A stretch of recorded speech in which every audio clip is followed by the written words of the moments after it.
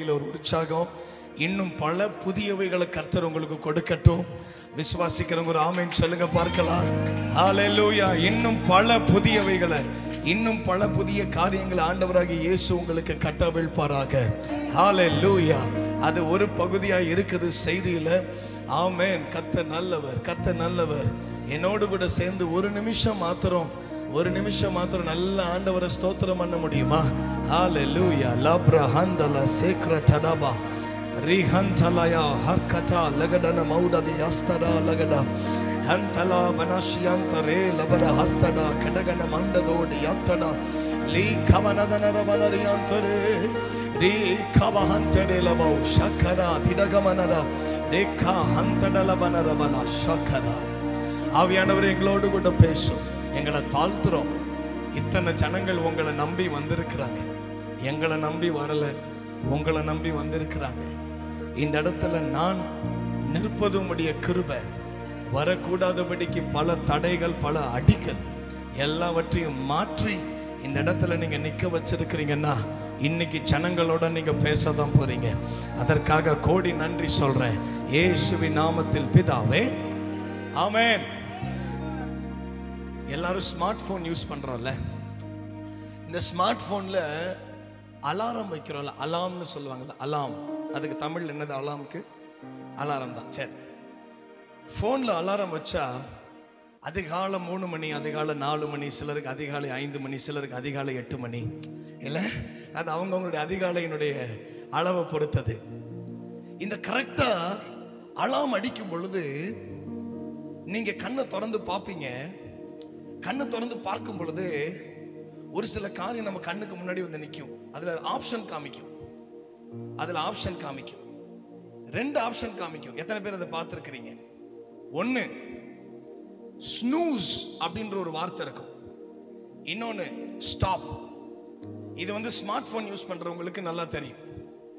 நான் 7:26க்கு வச்சிருக்கிறேன். கரெக்டா அலாரம் அடிச்சோன்னு உங்களுக்கு 7:27க்கு கரெக்டா அலாரம் அடிச்சோன்னு நான் உங்களுக்கு காண்பிக்கிறேன். இந்த ஸ்னூஸ் அப்படின்ற வார்த்தைக்கு என்ன அர்த்தம் அப்படின்னா, இன்னும் ஒரு 10 நிமிஷம் கூட நான் நல்லா தூங்கிக்கிறேன், எனக்கு இப்ப எந்திரிக்க மனசு இல்லை. அந்த ஸ்னூஸ் அமுக்கிட்டீங்கன்னா கரெக்டா 5 நிமிஷமோ 10 நிமிஷமோ கழிச்சு திருப்பி அலாரம் அடிக்கும்.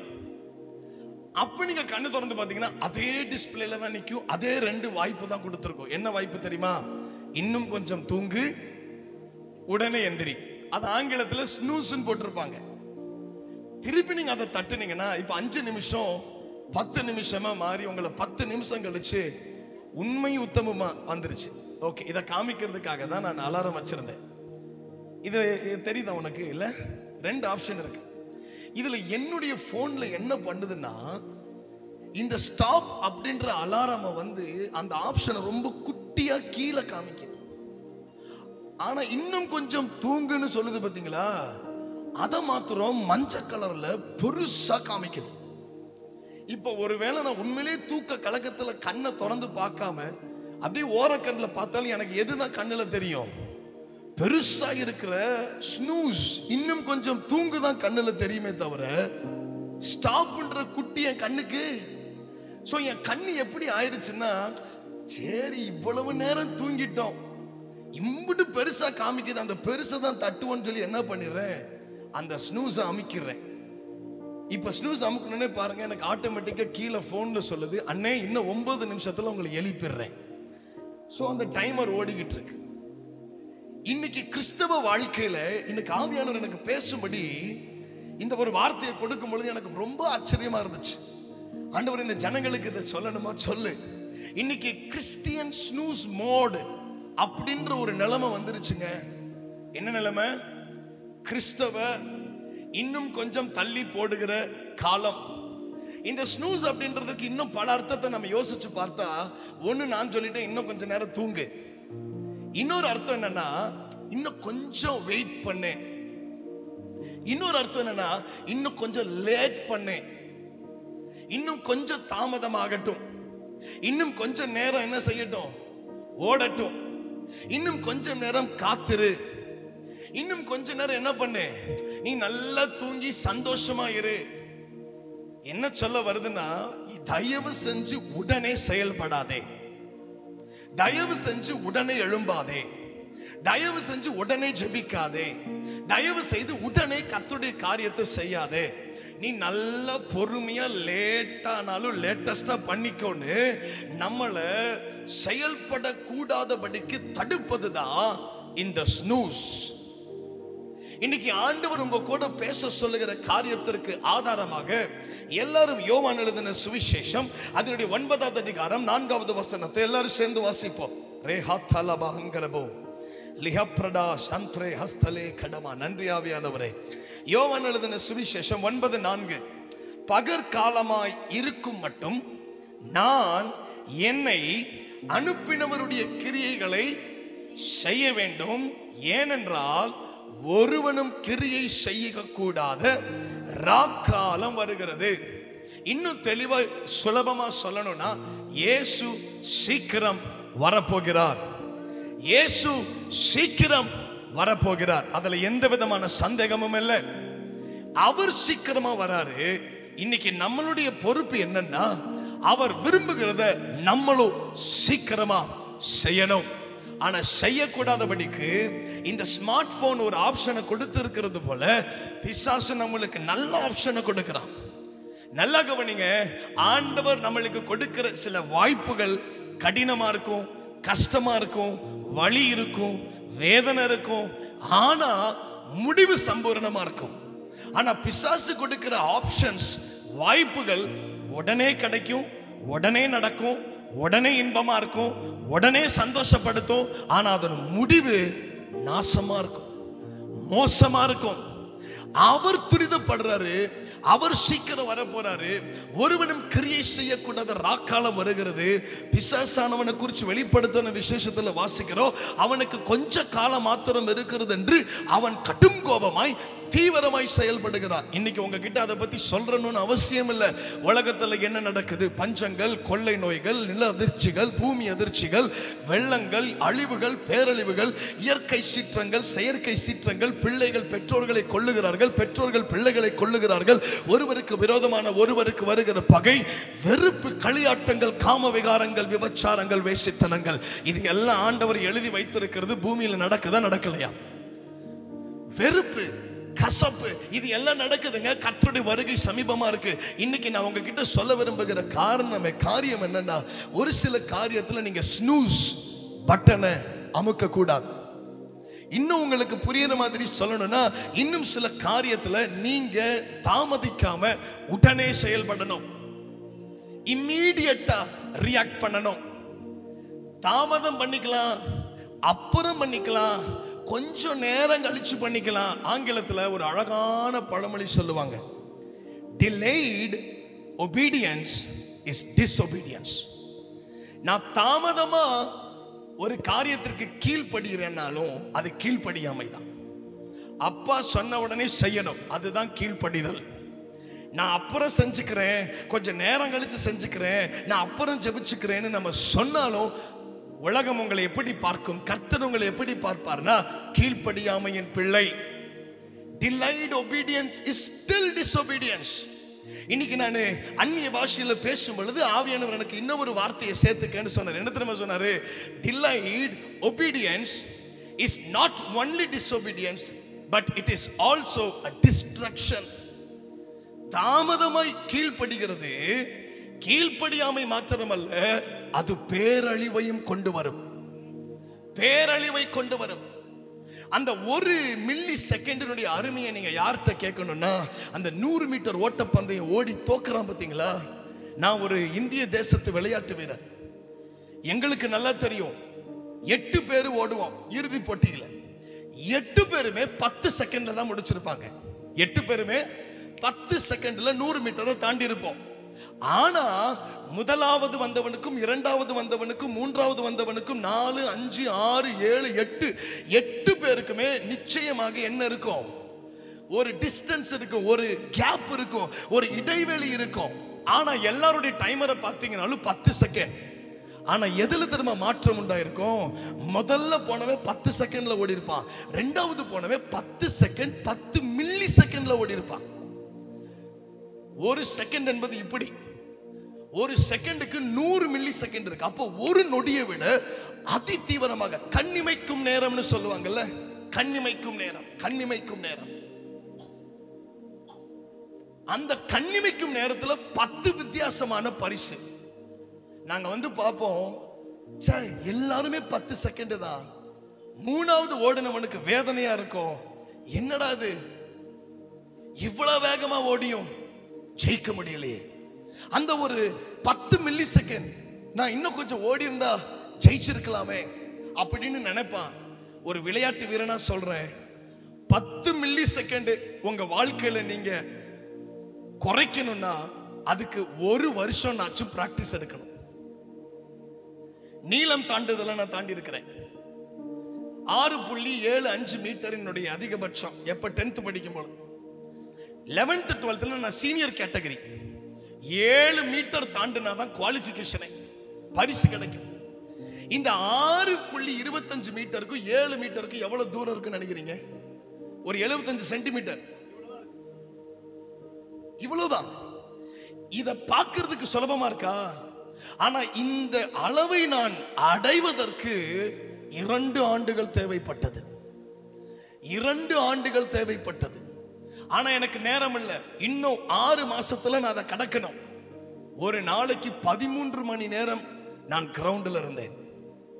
சென்னையில் பிரைம் ஸ்போர்ட்ஸ் அகாடமியில் ஒரு நாளைக்கு 16 மணி நேரம் நான் மைதானத்தில் பயிற்சி செஞ்சாதான் என்னால இந்த மீதி இருக்கிற 75 சென்டிமீட்டரை தாண்ட முடிஞ்சது.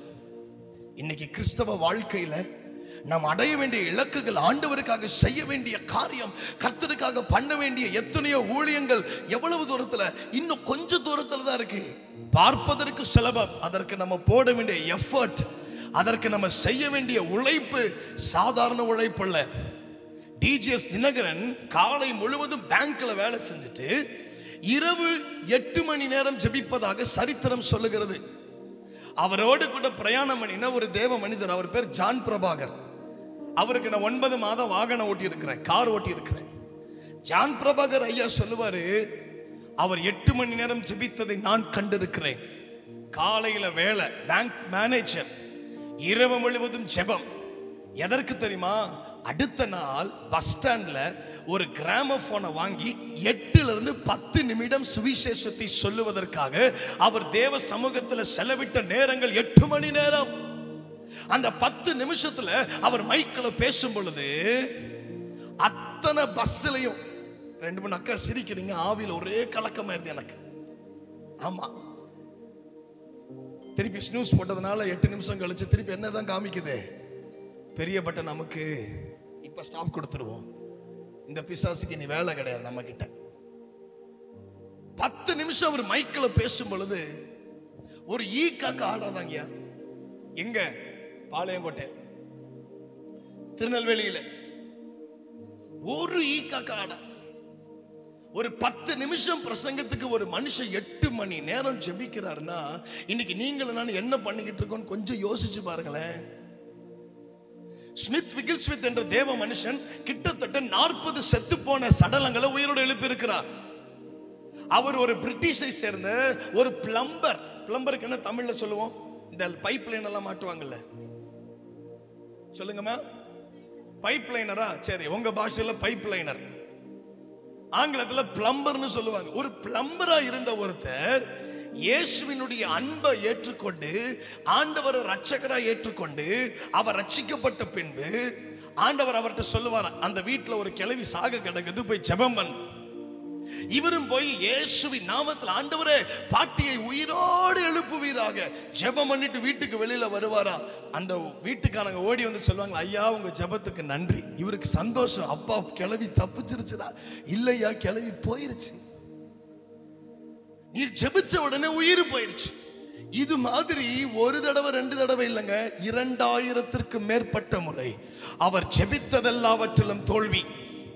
அன்னைக்கு முடிவெடுத்தானா, நான் செய்ய வேண்டிய காரியம் பயங்கரம், அதற்கு நான் எடுக்க வேண்டிய உழைப்போ அதை காட்டிலும் பயங்கரமா இருக்கணும்னு புரிஞ்சுக்கிட்டாரு. வேதத்தை சுமந்தார். இரவும் பகலும் தூக்கத்தை வெறுத்து வேதத்தை வாசிக்க ஆரம்பிச்சாரு. அடுத்த முறையிலிருந்து அவருக்கு போன் பண்ணி சொல்லுவாங்களா, ஐயா எங்க பாட்டி எங்க அப்பா என் பையன் மரிச்சு போயிட்டான். இவர் கேட்பாரா, உன் பையனுடைய பேர் என்ன? அந்த பேரை சொல்லி இவர் அலைபேசியில் ஜெபிக்கும் பொழுது அந்த பிள்ளை உயிரோடு எழும்ப ஆரம்பித்தது. இன்னைக்கு நம்ம செய்ய வேண்டிய காரியம் பயங்கரங்க. ஆனா நம்ம சாதாரணமா உட்கார்ந்து இருக்கிறோம். See, we have to put lot of effort. அதிகமான உழைப்ப இன்னைக்கு நீங்களும் நானும் கொடுக்கணும். கர்த்தருடைய ஆவியானவர் நம்மோடு கூட பேசுவாராக. சில காரியங்களை நான் உங்ககிட்ட சொல்லி கடந்து செல்ல விரும்புகிறேன். முதலாவது, எதற்கு தாமதிக்க கூடாது, எதுக்கு ஸ்னூஸ் பட்டனை அமுக்க கூடாது. நம்பர் 1, தேவனோடு பேசுகிற விஷயத்தில் நீங்கள் தாமதம் பண்ணக்கூடாது. அவரோடு கூட பேசுகிற விஷயத்தில் தாமதம் பண்ணக்கூடாது. குடும்பத்துக்குள்ள ஒரு பிரச்சனை, ஒருத்தர் உங்களை அநியாயமா திட்டார், உங்க மேல தப்பே இல்லை, உங்களை கண்ட மேனிக்கு என்ன பண்ணிருக்கிறாரு, குற்றப்படுத்தி இருக்கிறார். இப்போ நீங்க கொடுக்கிற பதில தான் அந்த குடும்பத்தினுடைய எதிர்காலமே இருக்குன்னு தெரிஞ்ச பிறகு நீங்க பேசாமல் இருப்பீங்களா, உடனே பேசுவீங்களா? சில பேர் வைராக்கியத்திலையும் கோபத்திலையும், என்னையா இப்படி திட்டுனேன், அவகிட்ட நான் பேசினேன்னா என்னன்னு கேளுன்னு சொல்லி பேசுறதே இல்லை. ஒருவேளை நீங்க பேசியிருந்தா திட்டின நபர் மனம் திரும்பி இருப்பதற்கு வாய்ப்பு உண்டு. ஒரு ரகசியம் சொல்லித்தர, கோபமா ஒருத்தவங்க பேசியிருப்பாங்க, உங்க மேல இருக்கிற கிருபை அவங்கள திருத்தும். எப்ப தெரியுமா? நீங்க தாமதம் இல்லாமல் இறங்கி போய், சிஸ்டர், அண்ணன், பிரதர், பரவாயில்ல, நான் அதை மறந்துட்டேன், நான் உங்களை மன்னிக்கிறேன். அவங்க மன்னிப்பு கேட்டாலும் சிலர், இல்ல எனக்கெல்லாம் மன்னிக்கலாம், அதெல்லாம் வாய்ப்பே கிடையாது, ஓடி போயின்னு சொல்லுவாங்க. அப்படி சொல்லாதீங்க, உடனே இறங்கி போய் மன்னிப்பு கேட்டு பழகுங்களேன். நான் சொல்றேன், 1000 ஊழியர்கள் வந்து கை வச்சு ஜெபிச்சு திருந்தாத அந்த ஒரு நபர் உங்களுடைய மன்னிப்புனால, உங்களுடைய வார்த்தையினால, நீங்க உடனே செயல்பட்டதுனால அவர்கள் திருந்துவதற்கு வாய்ப்பு இருக்கிறது. ஆமென். முதலாவதாக, தேவனோடு பேசுவதற்கு தாமதம் பண்ணாதிருங்கள். ஏசாயா 55வது அதிகாரம் அதனுடைய 6வது வசனத்தை நீங்களும் நானும் வாசிச்சா, ஏசாயா தீர்க்கதரிசன புஸ்தகம் 55 அதனுடைய 6வது வசனத்தை நான் வாசிக்கிறேன். கர்த்தரை கண்டடையத்தக்க சமயத்தில் அவரை தேடுங்கள், அவர் சமீபமாய் இருக்கையில் அவரை நோக்கி. உங்களுக்கு நல்லா தெரியும், இந்த நேரத்தில் நான் ஆண்டவர்கிட்ட பேசுவதற்கு தாமதிக்க கூடாது. எந்த விதத்தில் ஆண்டவர்கிட்ட பேசலாம் உங்களுக்கே தெரியும். ஜெபத்துல பேசலாம், வேத வாசிக்கும் பொழுது பேசலாம், துதியில பேசலாம். இன்னைக்கு நான் உங்ககிட்ட சொல்லிக் கொடுக்கிறேன், சில நேரத்தில் நம்ம தாமதமா பேசும் பொழுது அநேக ஆசீர்வாதங்களை நம்ம இழந்துடுறோம். ஆண்டவர்கிட்ட இன்னைக்கு பேசுவதற்கு தாமதம் பண்ணிடாதீங்க. வேதம் சொல்லுகிறது, ஜெபம் பண்ணுவதில் உறுதியா இருங்க. பவுல் தெசலோனிக்கருக்கு எழுதும் பொழுது இடைவிடாமல் ஜெபம் பண்ணுங்க. இன்னைக்கு நான் கொஞ்ச நேரம் பொறுமையா ஜெபத்தின் வல்லமையை குறித்து மேலோட்டமா பேசுறேன், நீங்க கவனிக்கணும். இந்த கடைசி காலத்துல நீ மௌனமா இருக்காதேன்னு மொர்தெகாய் எஸ்தரை பார்த்து சொல்றார். எஸ்தர் இருக்கிற பொறுப்பு 127 நாடுகளுடைய அழிவும் காப்பாற்றப்படுதலும் இவள் செய்ய வேண்டிய ஒரு காரியத்தில் இருக்கு. இன்னைக்கு எஸ்தர் ஜெபிக்க தீர்மானம் பண்ணலன்னா முழு யூதர்களுக்கு பேராபத்து உண்டாகும். அதற்கு மொர்தெகாய் என்ன சொல்றாரு பாருங்க, திருப்பிக் கொள்ளுங்களேன். அந்த ஒரு வார்த்தையை நான் உங்களுக்கு காண்பிக்க விரும்புகிறேன். 4வது அதிகாரத்துக்கு நேரம் திருப்புங்க பார்க்கலாம். எஸ்தர் சரித்திர புஸ்தகம் அதனுடைய 4வது அதிகாரத்திற்கு நேரம் திருப்புங்க பார்க்கலாம். ரைட். இதுல 8வது வசனமா? ஆமா, 8வது வசனத்தை நம்ம எல்லாரும் சேர்ந்து வாசிங்க. யூதர்களை அழிக்கும்படி சூசானில் பிறந்த கட்டளையின் நகலையும் அவனிடத்தில் கொடுத்து அதை எஸ்தருக்கு காண்பித்து தெரியப்படுத்தவும் அவள், அந்த வார்த்தை வாசிங்க, அகத்தியமாய் ராஜாவின் இடத்திற்கு போய் அவனிடத்தில் தன் ஜனங்களுக்காக விண்ணப்பம் பண்ணவும் மன்றாடவும் வேண்டும் என்று அவளுக்கு சொல்ல சொன்னான். இந்த அகத்தியமாய் என்ற வார்த்தைக்கு அர்த்தம் என்ன தெரியுமா? அதிசீக்கிரமாய். நீ அதி சீக்கிரமாய் செயல்படலைன்னா தேசம் அழியும். அதி சீக்கிரமாய் செயல்படலைன்னா பல லட்சக்கணக்கான ஜனங்களின் ரத்த பலி உண்மையில சுமரும். இன்னைக்கு தேவ ஜனமே அந்த வார்த்தையை கேட்ட உடனே எஸ்தர் சில வார்த்தைகளை சொல்றா. மொர்தெகாய் சொல்றாரு, நீ இந்த காலத்துல மௌனமா இருந்தன்னா இதே அதிகாரத்துல யூதர்களுக்கு ரட்சிப்பு வேற இடத்துல இருந்து வந்துடும். யாருக்கு தெரியும், உன்னை ராஜாத்தியை மாற்றினதற்கு இது கூட காரணமா இருக்கலாம். உங்களை ஒரு இடத்துல ஆண்டவர் வைத்ததற்கு காரணம் உண்டு. உங்களை ஒரு பதவி கொடுத்து ஏசப்பா வச்சிருக்கிறதுக்கு ஒரு காரணம் உண்டு. உங்களுக்கு இந்த கணவனை கொடுத்து மனைவியாக்குனதற்கு காரணம் உண்டு. இந்த ஒரு பெண்ணை மனைவியாக உங்களுக்கு கொடுத்ததற்கு ஒரு காரணம் உண்டு. இந்த பிள்ளைகளை உங்க கற்பத்துல பிறக்க செய்ததற்கு ஒரு காரணம் உண்டு. நீங்க இந்த ஊர்ல ஊழியம் செய்வதற்கு ஒரு காரணம் உண்டு. இந்த காலேஜில் நீங்க படிப்பதற்கு ஒரு காரணம் உண்டு. இந்த பள்ளிக்கூடத்தில் படிப்பதற்கு ஒரு காரணம் உண்டு. நான் நம்புறேன், தேவ பிள்ளைகள் எங்க இருந்தாலும் ஒரு நோக்கத்தோட தான் கர்த்தர் வைத்திருக்கிறார். அப்ப நீங்க எப்படி செயல்படணும், நீங்க எவ்வளவு தீவிரமா செயல்படணும். இன்னைக்கு ஆண்டவரோடு பேசுவதுல ஸ்னூஸ் பட்டன் அமைக்கிறாதீங்க, தாமதம் பண்ணிடாதீங்க. ஒருவேளை நீங்க கேட்கலாம், பிரதர் எனக்கு எங்க பேசணும்னு தெரியல, எப்படி அவர்கிட்ட பேசணும்னு தெரியல, எந்த விதத்துல பேசணும்னு தெரியல. மிக எளிமையா கற்றுக் கொடுக்கிறேன். ஜெப வாழ்க்கை இல்லாதவன் கூரை இல்லாத வீட்டில் வாழ்கிறவன். ஜெபம் இல்லாத வீடு, கூரை இல்லாத வீடு, எல்லாமே உள்ள வரும். மழை பெஞ்சா மழை வரும், காத்தடிச்சா தூசி வரும், விஷ பூச்சிகள் வரும், விஷ ஜந்துக்கள் வரும், வெயில் அடிச்சா வெயில் உள்ள வரும். வெளியில இருக்கிற சத்தங்கள் வீட்டுக்குள்ள கேட்கும். வெளியில போடுகிற சண்டையின் தாக்கம் வீட்டுக்குள்ள இருக்கும். ஒரு ரகசியம் சொல்லணும்னு ஆவியில ஏவப்படுறேன். வீட்டுக்குள்ள எப்படி திரும்ப பிசாசு நுழைவான்? பல விதத்தில் நுழைவான். ஒரு விதம் சத்தம். ஏன்னா லூசிஃபருடைய வேலையே sound. he was a sound engineer. ஒரு மிகப்பெரிய இசையமைப்பாளனா பரலோகத்தில் செயல்பட்டான். வீட்டுக்குள்ள ஒரே ஒரு சத்தம். ஒண்ணு நீங்க கேட்கிற சினிமா பாடலா இருக்கலாம், நீங்க பார்க்கிற சீரியலா இருக்கலாம், நீங்க பேசுகிற கெட்ட வார்த்தையா இருக்கலாம், நீங்க பேசின ஒரு அவதூறு வார்த்தையா இருக்கலாம், நீங்க பேசின ஒரு அவிசுவாசமான வார்த்தையா இருக்கலாம். இதன் மூலமா நிச்சயமா பிசாசு உள்ள நுழைய முடியும். பிசாசுக்கு கதவு டோரு, இரும்பு டோருன்னு எதுவுமே கிடையாது. அவனுக்கு வாசலே தேவையில்லை. அவனுடைய பார்வையில கட்டடமே கிடையாது. அவனுடைய பார்வையில நீங்க தான் வாசல். ஆவியானவரா இருக்கட்டும், அசுத்த ஆவியா இருக்கட்டும், ஒரு இடத்துல தான் குடி இருக்கும். பிசாசுக்கு யூனிவர்சிட்டி எல்லாம் கிடையாது. பரிசுத்த ஆவியானவருக்கும் யூனிவர்சிட்டி கிடையாது. வேதம் சொல்லுகிறது, மாம்சமான யாவர் மேலும் என் ஆவியை ஊற்றுவேன். அப்படின்னா அவருடைய ஆவியை சுமப்பதற்கு அவருக்கு தேவையானது ஒரு சரீரம், ஒரு ஆத்துமா, ஒரு பிள்ளை. இன்னைக்கு எல்வினு, இந்த எல்வினுக்கு ஒரே ஒரு வேலை தான், நான் பரிசுத்த ஆவியானவரை சுமக்கணும். அவருக்கு நான் இடம் கொடுக்கணும்.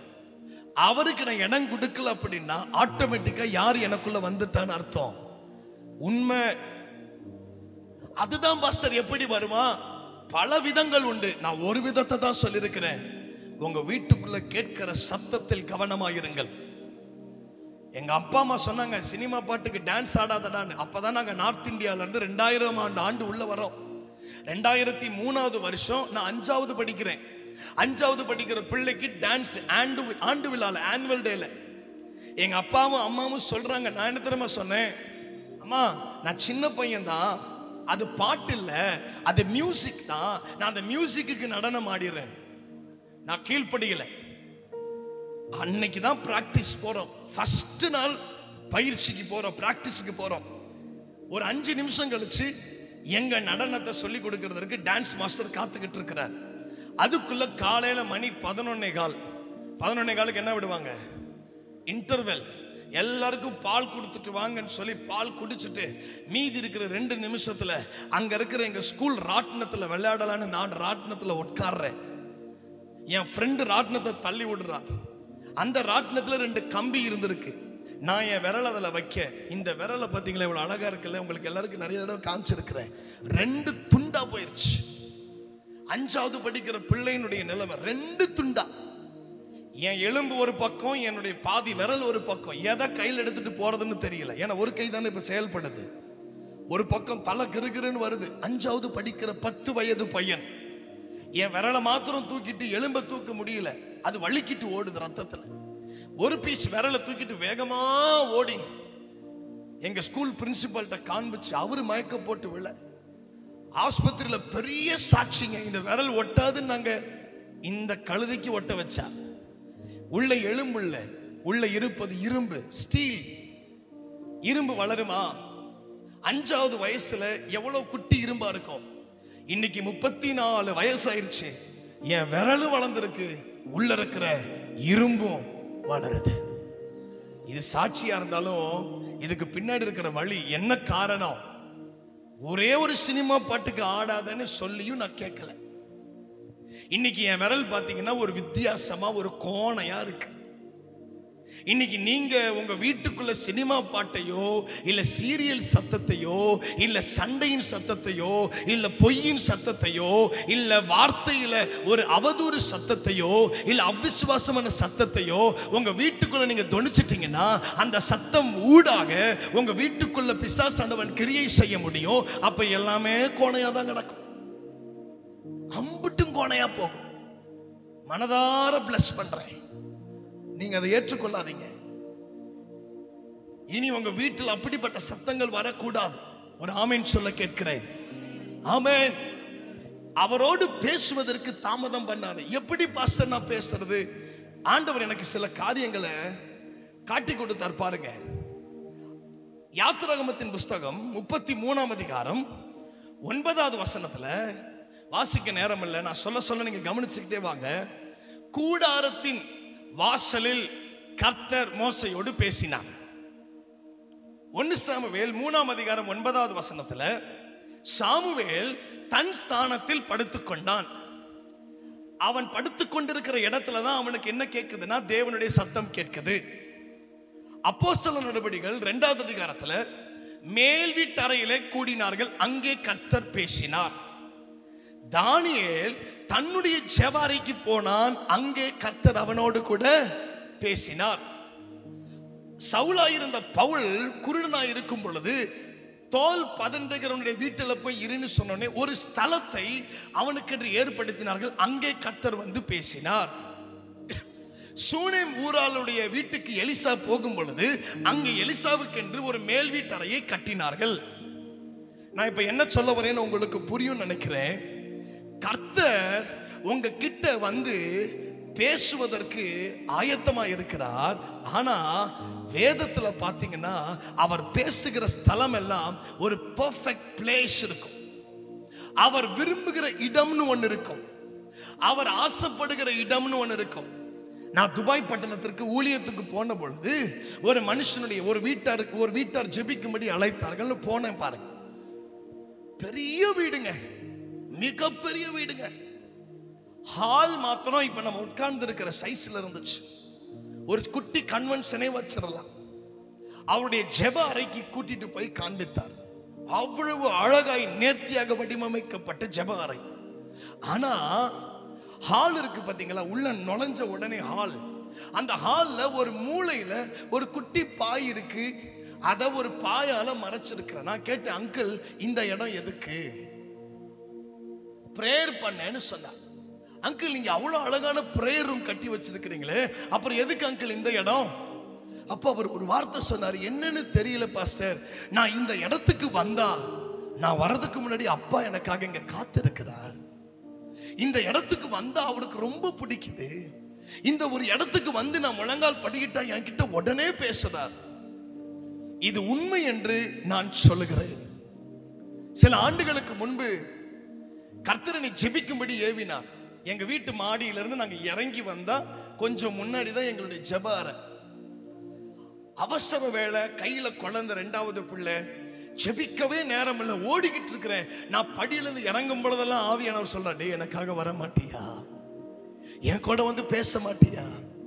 என் சமூகத்துல வந்து உட்கார மாட்டியா? அது என் காதுல ஒரு பக்கம் ஒரு உணர்வுல இருந்தாலும் வேலையின் நிமித்தம் என்னால போக முடியலங்க. என்ன நடந்துச்சு தெரியுமா? ஒரு தடவை நான் மேல இருந்து கீழே வரேன், என்ன நடந்துச்சுன்னு தெரியல. கண்ணை திறந்து பார்க்கிறேன், 1 மணி நேரம் கழிச்சு கண்ணை திறக்கிறேன், என் ஜெப அறைக்குள்ள நான் உட்கார்ந்து இருந்தேன். யார் என்ன கூட்டிட்டு போனா, நான் எப்படி உள்ள போனேன், எது என்ன உள்ள இழுத்துட்டு போச்சு எனக்கு தெரியல. அப்பொழுது ஒன்றை நான் புரிந்து கொண்டேன். ஆண்டவர் நீங்க ஜெபிக்கும்படி அவர் விரும்புகிறார். ஜெபம் என்பது என்ன தெரியுமா? சுலபமா சொல்றேன், நீங்களும் ஏசப்பாவும் அன்போடு பேசுவது தாங்க ஜெபம். நீங்க ஜெபத்தை கடினமா பாத்தீங்கன்னா உங்களால ஜெபிக்க முடியாது.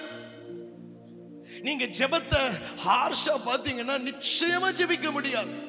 ஆனா உங்க மனநிலையில, அப்பா நான் எங்க அப்பாட்ட பேச போறேன், ஏசப்பாட்ட பேச போறேன்னு ஒரு மனநிலையை மாத்தி பாருங்களேன். நான் நிச்சயமா சொல்றேன், உங்களால அவரு கூட ஜெபிக்காம இருக்க முடியாது, உங்களால அவரோட பேசாமல் இருக்க முடியாது. எங்க சர்ச்சில் ஒரு பாட்டி சின்னம்மா தண்ணி குடிச்சாலும் டம்ளரை ஏசப்பா இதை குடிக்கிட்டான்னு கேட்டு குடிப்பாங்க. அவர் குடின்னு சொல்றாரோ குடிக்காதுன்னு சொல்றாரோ அந்த பதிலெல்லாம் வராது. ஆனா குடிக்கிறதுக்கு முன்னாடி 70-75 வயசு இருக்கு அந்த பாட்டிக்கு. இப்ப எங்க சர்ச்சில் அவங்க தான் பாத்துக்கிறாங்க திண்டுக்கல்ல. ஏசப்பா இதை நான் குடிக்கட்டா, கட கட கடன்னு குடிச்சிருவாங்க. சின்ன சின்ன விஷயத்துக்கும் அவரோடு பேசி பழகுனீங்கன்னா நான் சொல்றேன், அவர் உங்களோடு பேச ஆரம்பித்து விடுவார். நீங்க பேசி பழகுனாதான். ஒரு பிள்ளை பெத்தெடுக்கிறீங்க, எல்லாரும் தாய்மார் தானே. பிள்ளை எப்படி பேசணும்னு நினைக்கிறீங்க? வானத்திலிருந்து ஒரு அக்கினி இறங்கி ஒரு தேவதூதன் வந்து பிள்ளையின் நாவை தொட்டி, ஏசாயாவின் நாவை தொட்டது போல பிள்ளைய பேச வைக்கிறாரா? அப்படி நடக்குதா நடக்கலன்னு கூட எனக்கு தெரியல. ஆனா தாயும் தகப்பனும் பேசுகிறத பிள்ளை கேட்கும், தாய் தகப்பன் பேசுகிறத கேட்கும். வானத்திலிருந்து தூதன் வந்து தொட்டா தமிழ்நாட்டில் பிறந்த பொண்ணு என்ன பாஷையில பேசணும்? ஆப்பிரிக்கா பாஷையில பேசணும், இந்தி பாஷையில தானே பேசணும். எப்படி தமிழகத்தில் பிறக்கிற ஒரு குழந்தை தமிழ்ல பேசுது, அப்பா அம்மா என்ன பேசுறாங்களோ அதுதான். நீங்க பேசி பழகுனாதான் உங்க பிள்ளை உங்களோடு பேச ஆரம்பிக்கும். அதனாலதான் சொல்றாங்க, பிள்ளைகளுக்கு போன் அதிகமா கொடுக்காதீங்க, பிள்ளைகள் பேசவே மாட்டாங்க. பிள்ளைகளோட பேசுங்க. அது மாதிரி தான் நீங்க ஏசப்பா கூட பேச பேச பேச பேச அவர் பேச ஆரம்பிச்சிருவார். அவர் பேச ஆரம்பிச்சிட்டாருன்னா நீங்க யாருக்கிட்டையும் கடன் வாங்க போன் பண்ண தேவையில்லை. எங்க அப்பா எனக்கு சொல்லி கொடுத்துருக்கிறார், எமர்ஜென்சி கால், ஆக்சிடென்ட் ஆனா என்ன நம்பரை கூப்பிடுவோம்? 108. கம்ப்ளைண்ட் கொடுக்கணும்னா 100. பிள்ளைக்கு பிரச்சனைனா 1093. தீ பற்றி எரிஞ்சிச்சுன்னா 101. உங்களுக்கு தேவைன்னா 333. எங்க அப்பா சொல்லி தருவார், எரேமியா 33:3. என்னை நோக்கி கூப்பிடு, அப்பொழுது நான் உனக்கு மறு உத்தரவு அருளி நீ அறியாததும் உனக்கு எட்டாததுமான பெரிய காரியங்களை செய்கிறேன். இன்னைக்கு என் ஆவில உணர்த்தப்படுற சிலருக்கு தீர்க்க தரிசனமாக கர்த்தர் பேசுகிறார். உங்க வீட்டுல சில காரியம் இன்ன வரைக்கும் நடக்கல, பல நாளா நான் ஜெபிக்கிறேன், பல நாளா நான் வேண்டுறேன், ஆனா எந்த காரியமும் நடக்கல. இன்றைக்கு நடக்குமா என்று கர்த்தர் என்னோடு கூட பேச வேண்டும் என்று வந்திருக்கிற அந்த ஒரு நபருக்காக கர்த்தர் சொல்லுகிறார், சீக்கிரத்தில் அதி சீக்கிரத்தில் நீங்கிவிடும் இந்த லேசான உபத்திரவம். ஆமென். கை தட்டினீங்கன்னா இஎம்ஐல தட்டாதீங்க, ஃபுல்லா தட்டி முடிச்சிருங்க. ஆமென். ஒருவருக்கு ஒரு வார்த்தை வந்துச்சுன்னா அவங்க நான் பெற்றுக்கொண்டேன்னு தட்டுறாங்க, மற்றவங்க வந்து ஆண்டவரே அவள் பெற்றுக்கொள்ளட்டும்னு தட்டணுமா? ஆமென். சுயநலமா தட்டப்படாது. ஒரு சிஸ்டர் என்ன செய்யறாங்க, அப்பாடா அதி சீக்கிரத்தில் எனக்கு வேதனை நீங்க போதுன்னு கை தட்டுறாங்க. உங்க எல்லாருக்கும் அந்த வார்த்தையை கொண்டு ஆண்டவர் பேசியிருக்க மாட்டாரு, ஆனாலும் கை தட்டுறதுக்கு காரணம் என்னன்னா, ஆண்டவரே ஃபர்ஸ்ட் தட்டுனா பாருங்க அந்த மகாராசிக்கு உண்மையிலே செஞ்சிருங்கப்பா, சீக்கிரமா செஞ்சிருங்கப்பா. இப்ப நல்லா கை தட்டி ஆண்டவருக்கு நன்றி சொல்லிருங்க. ஆமென். ஒரு பிளேஸ் நியமிச்சுக்கோங்க, ஒரு இடத்தை நியமிச்சுக்கோங்க. ஆண்டவர் மோசேட்ட ரொம்ப ஸ்ட்ரிக்டா இருக்காரு, மலைக்கு ஏறி வா நான் உங்க கூட பேசணும், மலைக்கு ஏறி வா நான் உங்க கூட பேசணும். உங்க வீட்டுல நீங்க ஜெபிக்கிறதுக்கு ஒரு இடம் இருக்கணும். ஜஸ்டின் மோசஸ் என்ற ஒரு தேவ மனுஷன், நாகர்கோயில், உங்க எல்லாருக்கும் தெரிஞ்சிருக்கு. அவர் அடிக்கடி சொல்வார், என் கார்ல நான் வேற யாரையும் கூட்டு போக மாட்டேன், நான் தான் டிரைவ் பண்ணுவேன், வேற யாரையும் ஓட்ட விட மாட்டேன். பின்னாடி ஒன்னா உட்காந்துக்கலாம், ஆனா நான் ஓட்டுவேன். கோ பேசஞ்சர் சீட்ல வேற யாரும் உட்காரக்கூடாது, நான் மாத்திரம் தான் உட்காருவேன். கோ பேசஞ்சர் சீட்ல வேற யாரும் உட்காரக்கூடாது, நான் மாத்திரம் தான் வண்டி ஓட்டுவேன். அந்த சீட் எங்க அப்பாவுக்கு, ஏசப்பாவுக்கு. நான் வண்டி ஓட்டும் பொழுது அவரோட கூட பேசுவேன். ஒரு நாள் நாமக்கல்ல இருந்து திண்டுக்கலுக்கு வர வழியில 140 கிலோமீட்டர் வேகத்துல வரும்பொழுது தூங்கிட்டார். யாரோ ஒருவர் தொடையில ஓங்கி அடிச்சாங்களாம். கண்ணை திறந்து பார்த்து வண்டியை சுதாரிச்சுட்டு தப்பிச்சுட்டு வீட்டுக்கு வந்துட்டார். அடுத்த நாள் ஞாயிற்றுக்கிழமை. அவர் சொன்ன சாட்சி நீங்க எல்லாம் கேட்டிருப்பீங்க. குளிக்க கூட முடியல, அங்க கை வைக்க முடியல, அந்த இடம் அப்படி பழுத்து போயிருச்சு. அவர் சொல்றாரு, என் கூட கார்ல யாரும் இல்ல, அப்புறம் யார் என்ன அடிச்சது? அப்புறம் யார் என்ன அடிச்சது? நான் அழைத்து சென்ற இயேசு, நான் பேச வேண்டும் என்று விரும்பி நான் அழைத்து சென்ற இயேசு. பத்மா முதலியார் அம்மா எத்தனை பேருக்கு தெரியும்? நடராஜ முதலியார், பத்மா முதலியார் அம்மா. அவங்களுடைய பிரசங்கத்துல நான் கேட்டிருக்கிறேன். மதுரையில் அவங்க வந்திருந்த பொழுது சொன்னாங்க, கார் வாங்கும் பொழுது இப்படி ஜெபிக்கணுமா, ஏசப்பா எனக்கு 4 பிள்ளைகள், அவங்க எல்லாம் பின்னாடி உட்காரணும், நீங்க முன்னாடி உட்கார்றதுக்கு எனக்கு ஒரு கார் கொடுங்க. உடனே ஏசப்பா ஐஸ் வச்ச மாதிரியா, ஏசப்பா எனக்கு ஒரு வீடு வேணும், எனக்கெல்லாம் ரூம் 2வது கட்டிக்கிறேன், முதல்ல நீங்க வந்து உலாவறதுக்கு எனக்கு ஒரு ரூம் கட்டணும். இப்படி சொல்லி கேட்கணுமா? ஆண்டவரே எனக்கு பிள்ளை இல்லை, எனக்கு பிள்ளைய கொடுத்துருங்க, அந்த பிள்ளைய நான் உங்களுக்கு கொடுத்துறேன். அப்படி சொல்றதுனால நீங்க என்ன கோயில் குண்டியல் போய் போட போறீங்க? இல்லையே. அப்படி சொல்றதுக்கு என்ன அர்த்தம்? பழைய ஏற்பாட்டுல அண்ணால் சொன்னா விட்டுட்டு வந்துட்டான். இந்த ஏற்பாட்டுல இந்த காலத்துல நீங்க போய் சர்ச்சில் விட்டீங்கன்னா பாஸ்டர் 2 நாள்ல போன் பண்ணி, அம்மா தயவு செஞ்சு பிள்ளைய கூட்டு போ. என்ன அர்த்தம் தெரியுமா? பிள்ளைய ஆண்டவரே இந்த பிள்ளை உங்களுக்குன்னு நீங்க சொல்லிட்டீங்கன்னா அவர் கையில நீங்க பொறுப்பை கொடுத்துட்டீங்கன்னு அர்த்தம். எங்க அப்பா 3வது பிள்ளை வயித்துல இருக்கும் பொழுது எங்க அப்பாவை கொல்லணும்னு எங்க பாட்டி பிளான் பண்ணிட்டாங்க. கொலகாரி பாட்டி.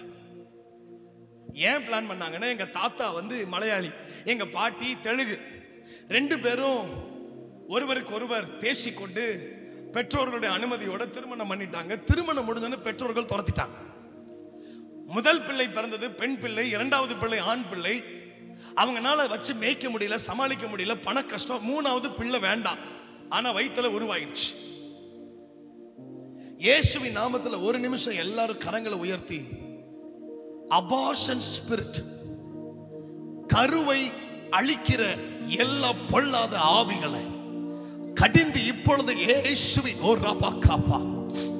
எல்லா ஆவிகள் உங்க குடும்பத்துல, எங்க குடும்பத்துல, அடுத்தவங்க குடும்பத்துல, தமிழகத்துல, இந்திய தேசத்துல, இந்த உலகத்துல எல்லா பிள்ளைகளும் தரிகட்டு தவறாய் நடந்து உருவான பிள்ளையை கொல்ல வேண்டும்.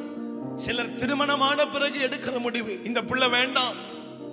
எல்லா ஸ்பிரிட் ஆஃப் அபார்ஷன் இயேசு கிறிஸ்துவின் நாமத்தில் இப்பொழுது எங்கள் தேசத்தை விட்டு வெளியேறுவதாக. இது யாருடைய ஆவி தெரியுமா? அத்தாலியோட ஆவி. ஏன்னா 2 ராஜாக்கள் 11ல கொல்லணும்னு திட்டம் பண்ணிட்டு வர யார? யோசியா. அவனுடைய சந்ததியில தான் தாவீது, அவனுடைய சந்ததியில தான் யாரு? இயேசு கிறிஸ்து வராரு. அவனுடைய திட்டம் அல்ல. அந்த அத்தாலியனுடைய ஆவி என்னன்னா, சந்ததி உருவாக கூடாது. இன்னைக்கு இந்த உலகத்துல பிறக்கிற ஒவ்வொரு குழந்தைக்கு மேல கர்த்தர் வச்சிருக்கிற திட்டம், நீங்க அந்த பிள்ளைய சேட்டக்கார பிள்ளைன்னு தான் பாக்குறீங்க, ஆனா பரலோகம் அந்த பிள்ளைய ஒரு ஊழியக்காரனா, ஒரு ஊழியக்காரியா பாக்குதுங்க. உங்க பிள்ளைய நீங்க ரொம்ப கனவீனமா பார்க்காதீங்க. அவன் சேட்டை பண்ணுவான். என் 2வது பிள்ளையெல்லாம் வீட்டுல வந்து பாருங்க, நானே மனைவி எங்கேயாச்சும் போய் 10 நாள் இருந்துட்டு வரலாம் போல தோணுது, அவ்வளவு சேட்டை. ஆனா நான் பார்க்கிற விதத்தில் என் கர்த்தர் பார்க்கிறவர் அல்ல. சாமுவேலை பார்த்து சொல்றாரு, சாமுவேலே மனுஷன் முகத்தை பார்க்கிறான் ஐயா, தெய்வம் இருதயத்தை பார்க்கும். இயேசு இருதயத்தை பார்க்கிறவர், அந்த பிள்ளையினுடைய எதிர்காலத்தை பார்க்கிறவர். நான் அடிக்கடி சொல்லுவேன், உங்க கிட்ட இருக்கிறத வச்சு கர்த்தர் உங்களை பிராமிஸ் பண்றது இல்ல. உங்க கிட்ட இருக்கிற அமௌண்ட்டை வச்சு நான் உனக்கு இதை தருவேன்னு கர்த்தர் சொல்ல மாட்டாரு.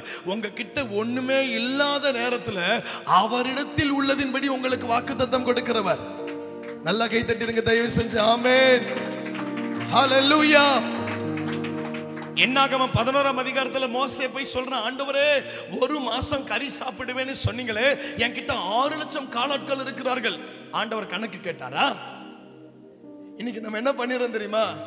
ஏசப்பா சொல்லுவாரு, மகளே நான் உனக்கு பிள்ளையை தருகிறேன், நான் உனக்கு ஒரு வேலையை தருகிறேன். உடனே நம்ம கேள்வி என்ன தெரியுமா?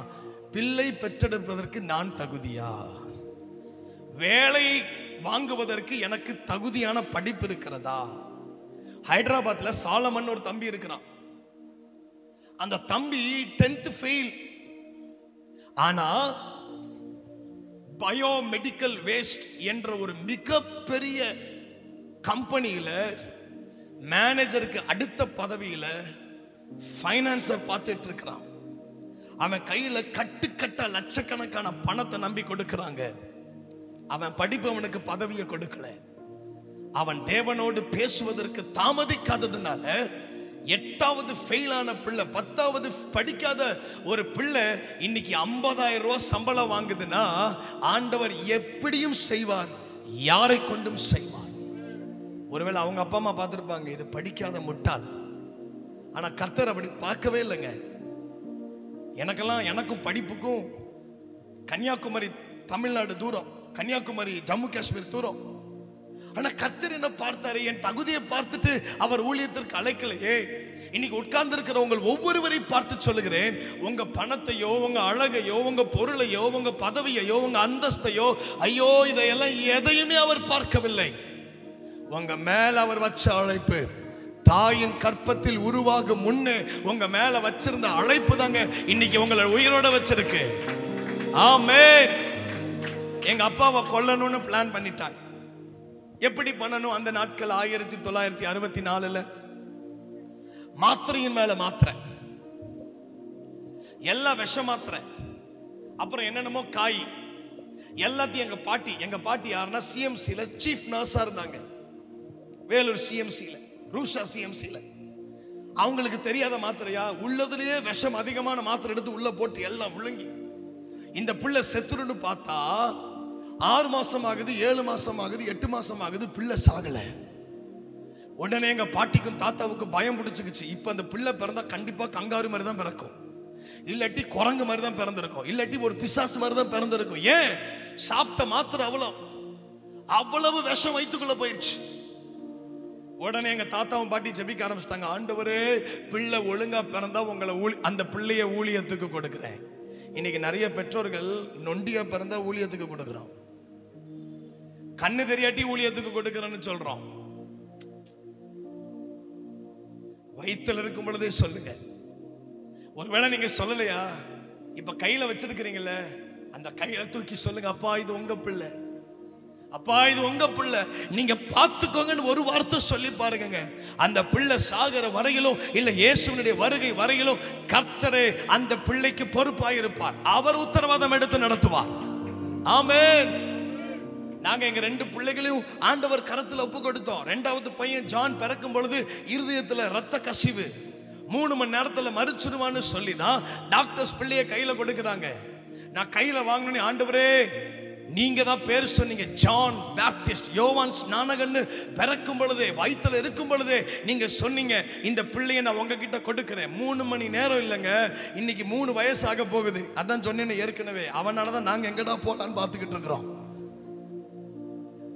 கர்த்தர் ஒரு பிள்ளைய பார்க்கிற, ஏன் ஆண்டவர் இதை பேசுறாருன்னு எனக்கு ரொம்ப ஆச்சரியமா இருக்கு. சில பெற்றோர்கள் ரொம்ப கவனமா இருங்க, உங்கள் பிள்ளைகளை பார்க்கிற விதத்தை மாற்றுங்கள். இப்போ அந்த பிள்ளை இருக்கிற நிலைமையை பார்த்து நீங்க தயவு செஞ்சு முடிவெடுத்துடாதீங்க.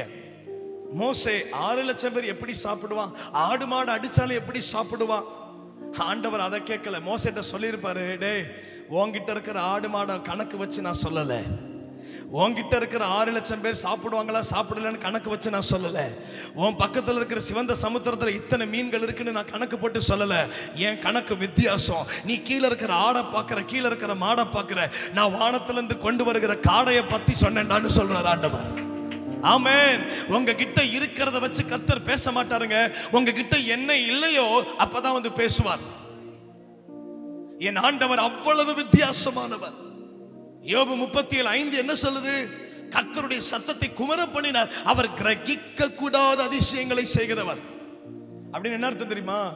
ஜீரணிக்க முடியல, எப்படி செஞ்சாருன்னு நம்ப முடியல, ஏன் செஞ்சாருன்னு ஏற்றுக்கொள்ள முடியல.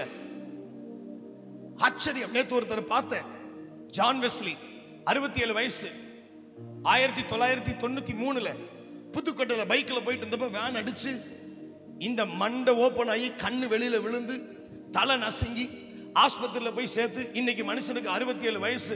1993, இன்னைக்கு 2025. எத்தனை வருஷமாச்சு நீங்களே கணக்கு போடுங்க, எனக்கு கணக்கு வராது. இத்தனை வருஷம் ஆண்டவர் உயிரோட வச்சு இன்னைக்கு ஊழியக்காரனா இருக்கிறாரு.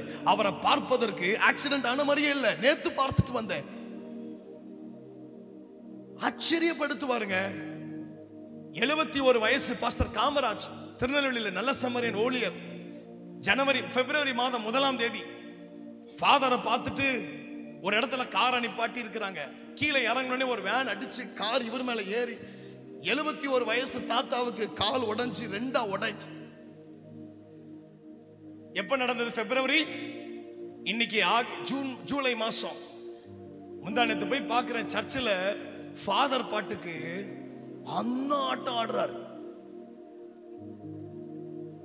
கூடுமே கூடுமே எல்லாம் கூடுமே சொல்றாரு. கூடுமே எல்லாம் கூடுமே, உம்மாலே எல்லாம் கூடும், கூடாத என் எலும்பு கூட ஒன்றாக கூடி விட்டதே.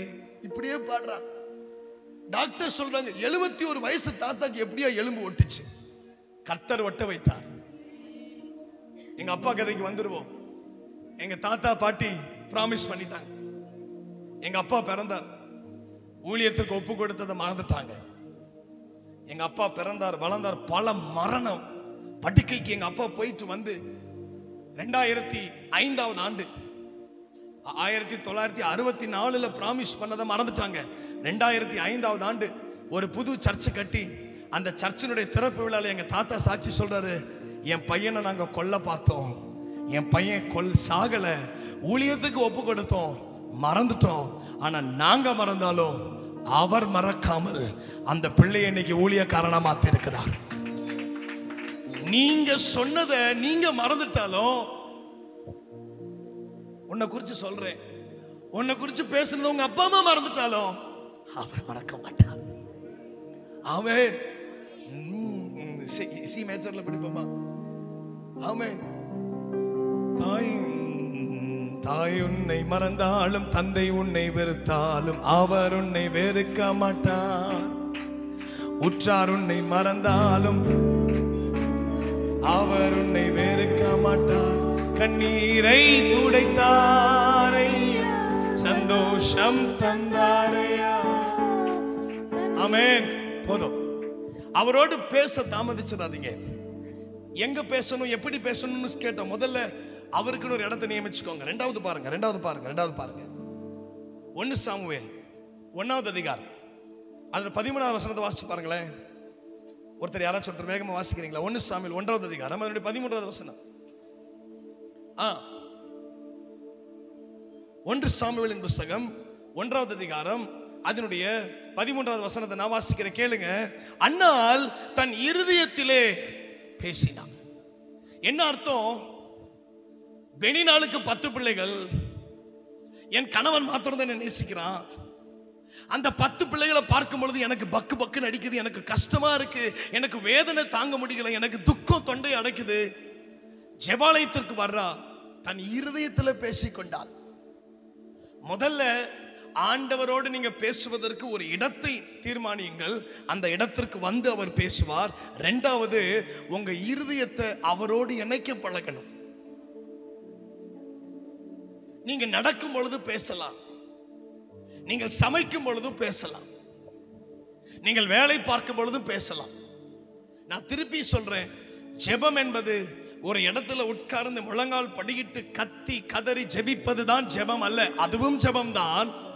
ஆனா நீங்கள் வேலை பார்க்கும் பொழுதும் வேலை ஸ்தலங்களிலும் அப்பாவோடு அப்பா அப்பா அப்பான்னு ஒரு வார்த்தை போதுங்க, ஒரு வார்த்தை போதும், அவர் உங்களோடு கூட வந்து பேசுவார்.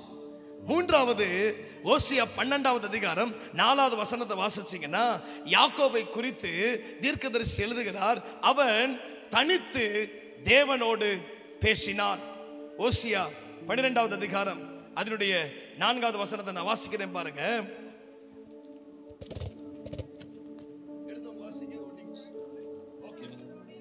அவன் தூதனானவருடைய போராடி மேற்கொண்டான், அழுது அவரை நோக்கி கெஞ்சினான். பெத்தேலிலே அவர் அவனை கண்டு சந்தித்து அவ்விடத்திலும் நம்மோட பேசினான். மூணாவது, எப்பயுமே நீங்க உலகத்தோடு ஒட்டாம நீங்க தனியா இருந்தீங்கன்னா கர்த்தர் உங்களோடு பேசுவார். துண்டிக்கப்படுதல் அர்த்தம். துண்டிக்கப்படுதல். களிமண்ணை வெட்டி கொண்டு வந்து மிதிச்சு அத கையின் திருகையில வச்சு சுத்தி அத ஒரு பாடா படுத்தினாதான் ஒரு அழகான பாத்திரமாய் மாறும். ஒரு நாணலை அந்த சேரிலிருந்து பிடுங்கி கொண்டு வந்தாதான் அந்த நாணல் ஒரு பெட்டியாய் மாறும்.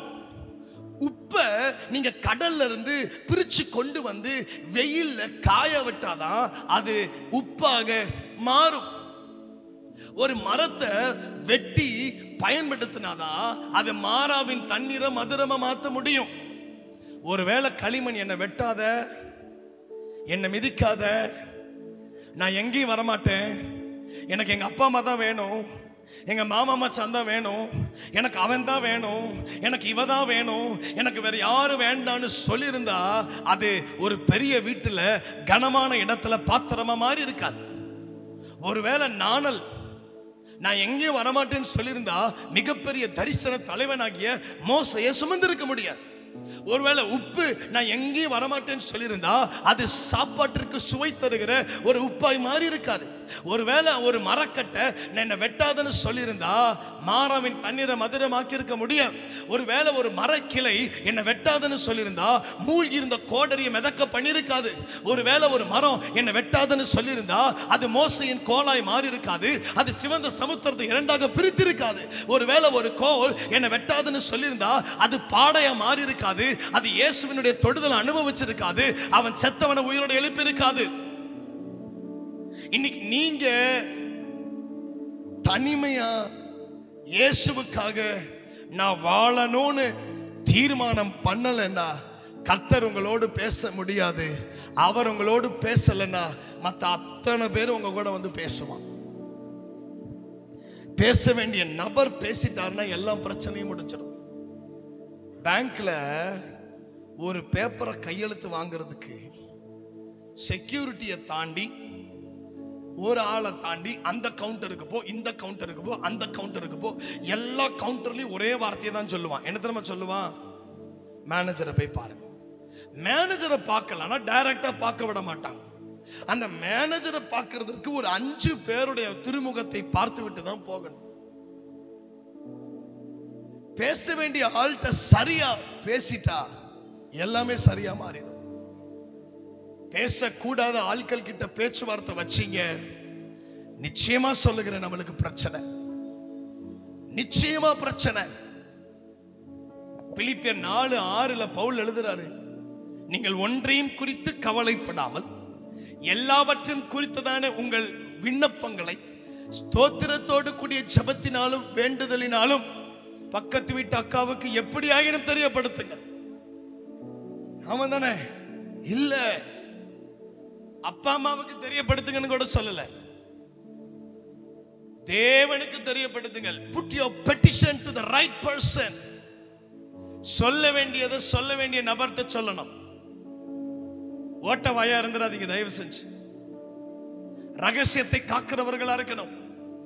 ஒரு காரியத்தை ஏசப்பா சொன்னார்னா அதை பத்திரப்படுத்தி வைக்கணும்.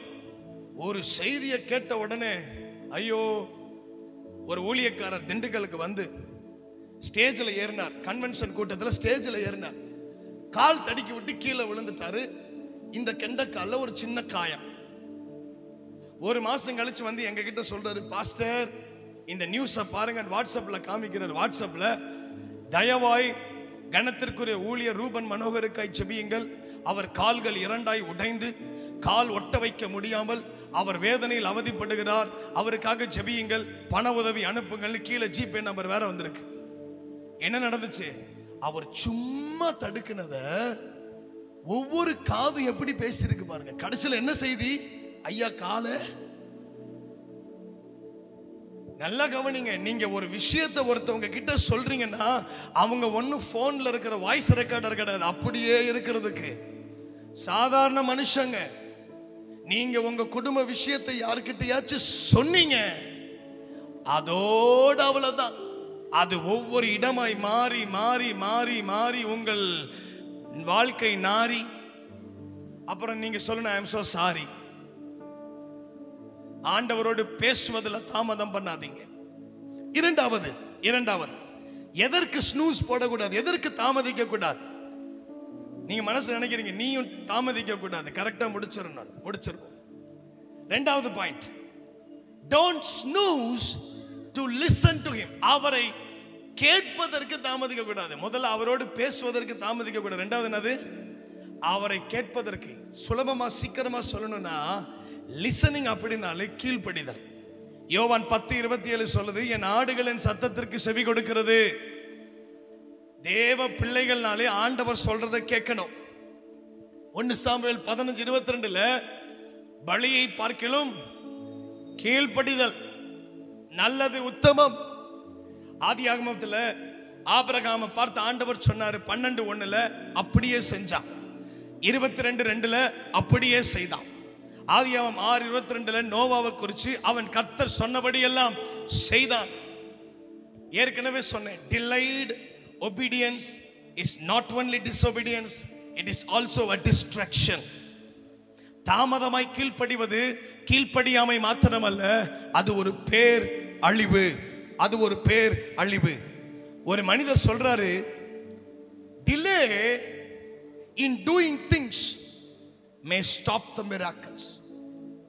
நீங்க தாமதமா பண்ற விஷயம் சில மிகப்பெரிய அற்புதத்திற்கு தடையா இருக்கும். தாமதமான கீழ்ப்படிதல் அற்புதத்தை தடுக்கும்.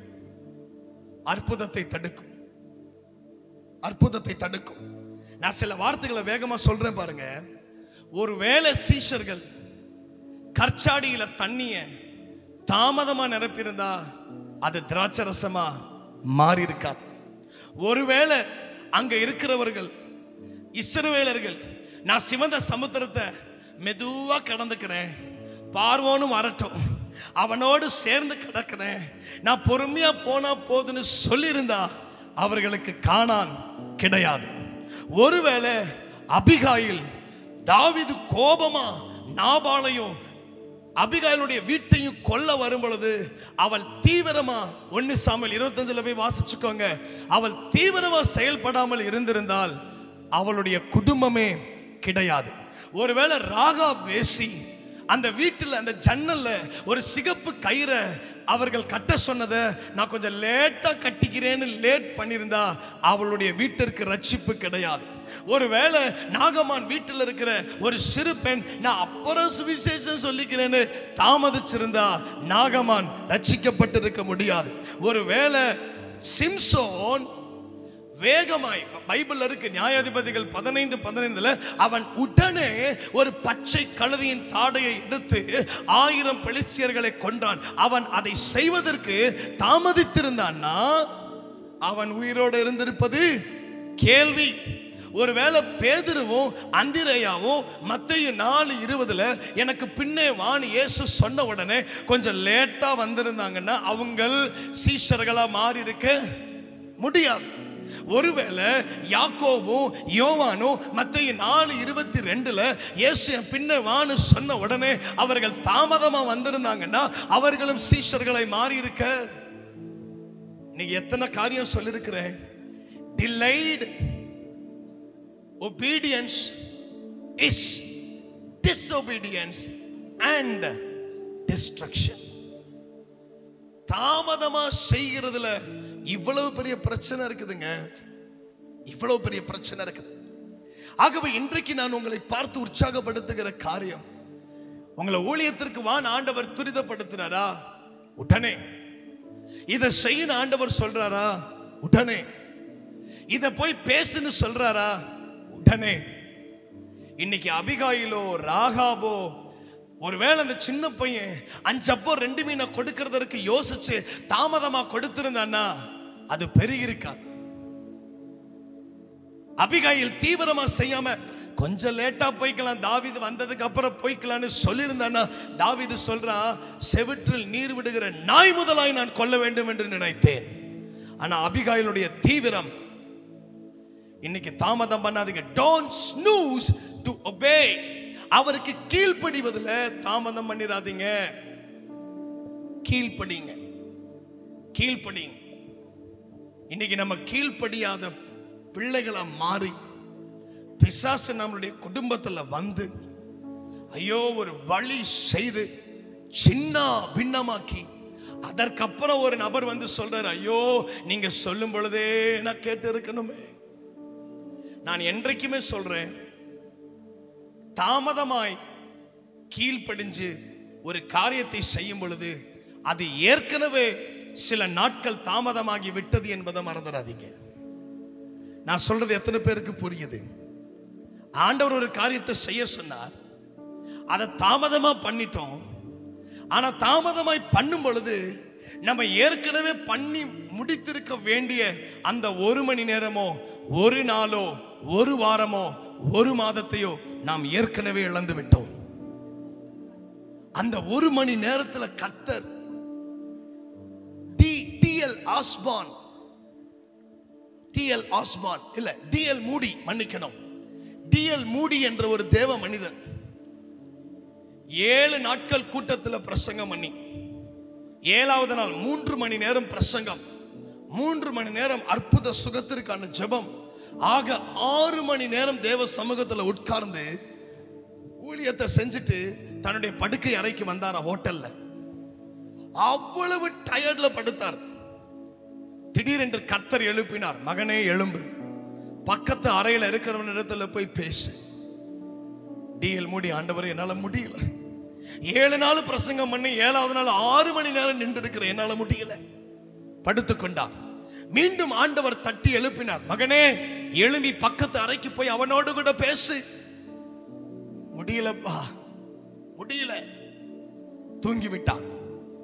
அடுத்த நாள் காலையில நல்லா தூங்கி இளைப்பாரி விட்டு அவர் எழுந்து தான் ஜெபிக்க வேண்டிய ஜெபத்தை செய்து கதவை திறந்து பார்க்கும் பொழுது அவருடைய அறைக்கு முன்பாக ஒரு கூட்டம் போலீஸ்காரர்கள் இருக்கிறார்கள்.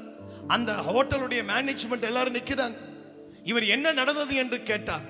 அதற்கு அந்த மனிதர் சொன்னார், பக்கத்தில் இருந்தவர் தூக்கிட்டு செத்து விட்டார், தன்னுடைய உயிரை தற்கொலை செய்து மாய்த்துக் கொண்டார்.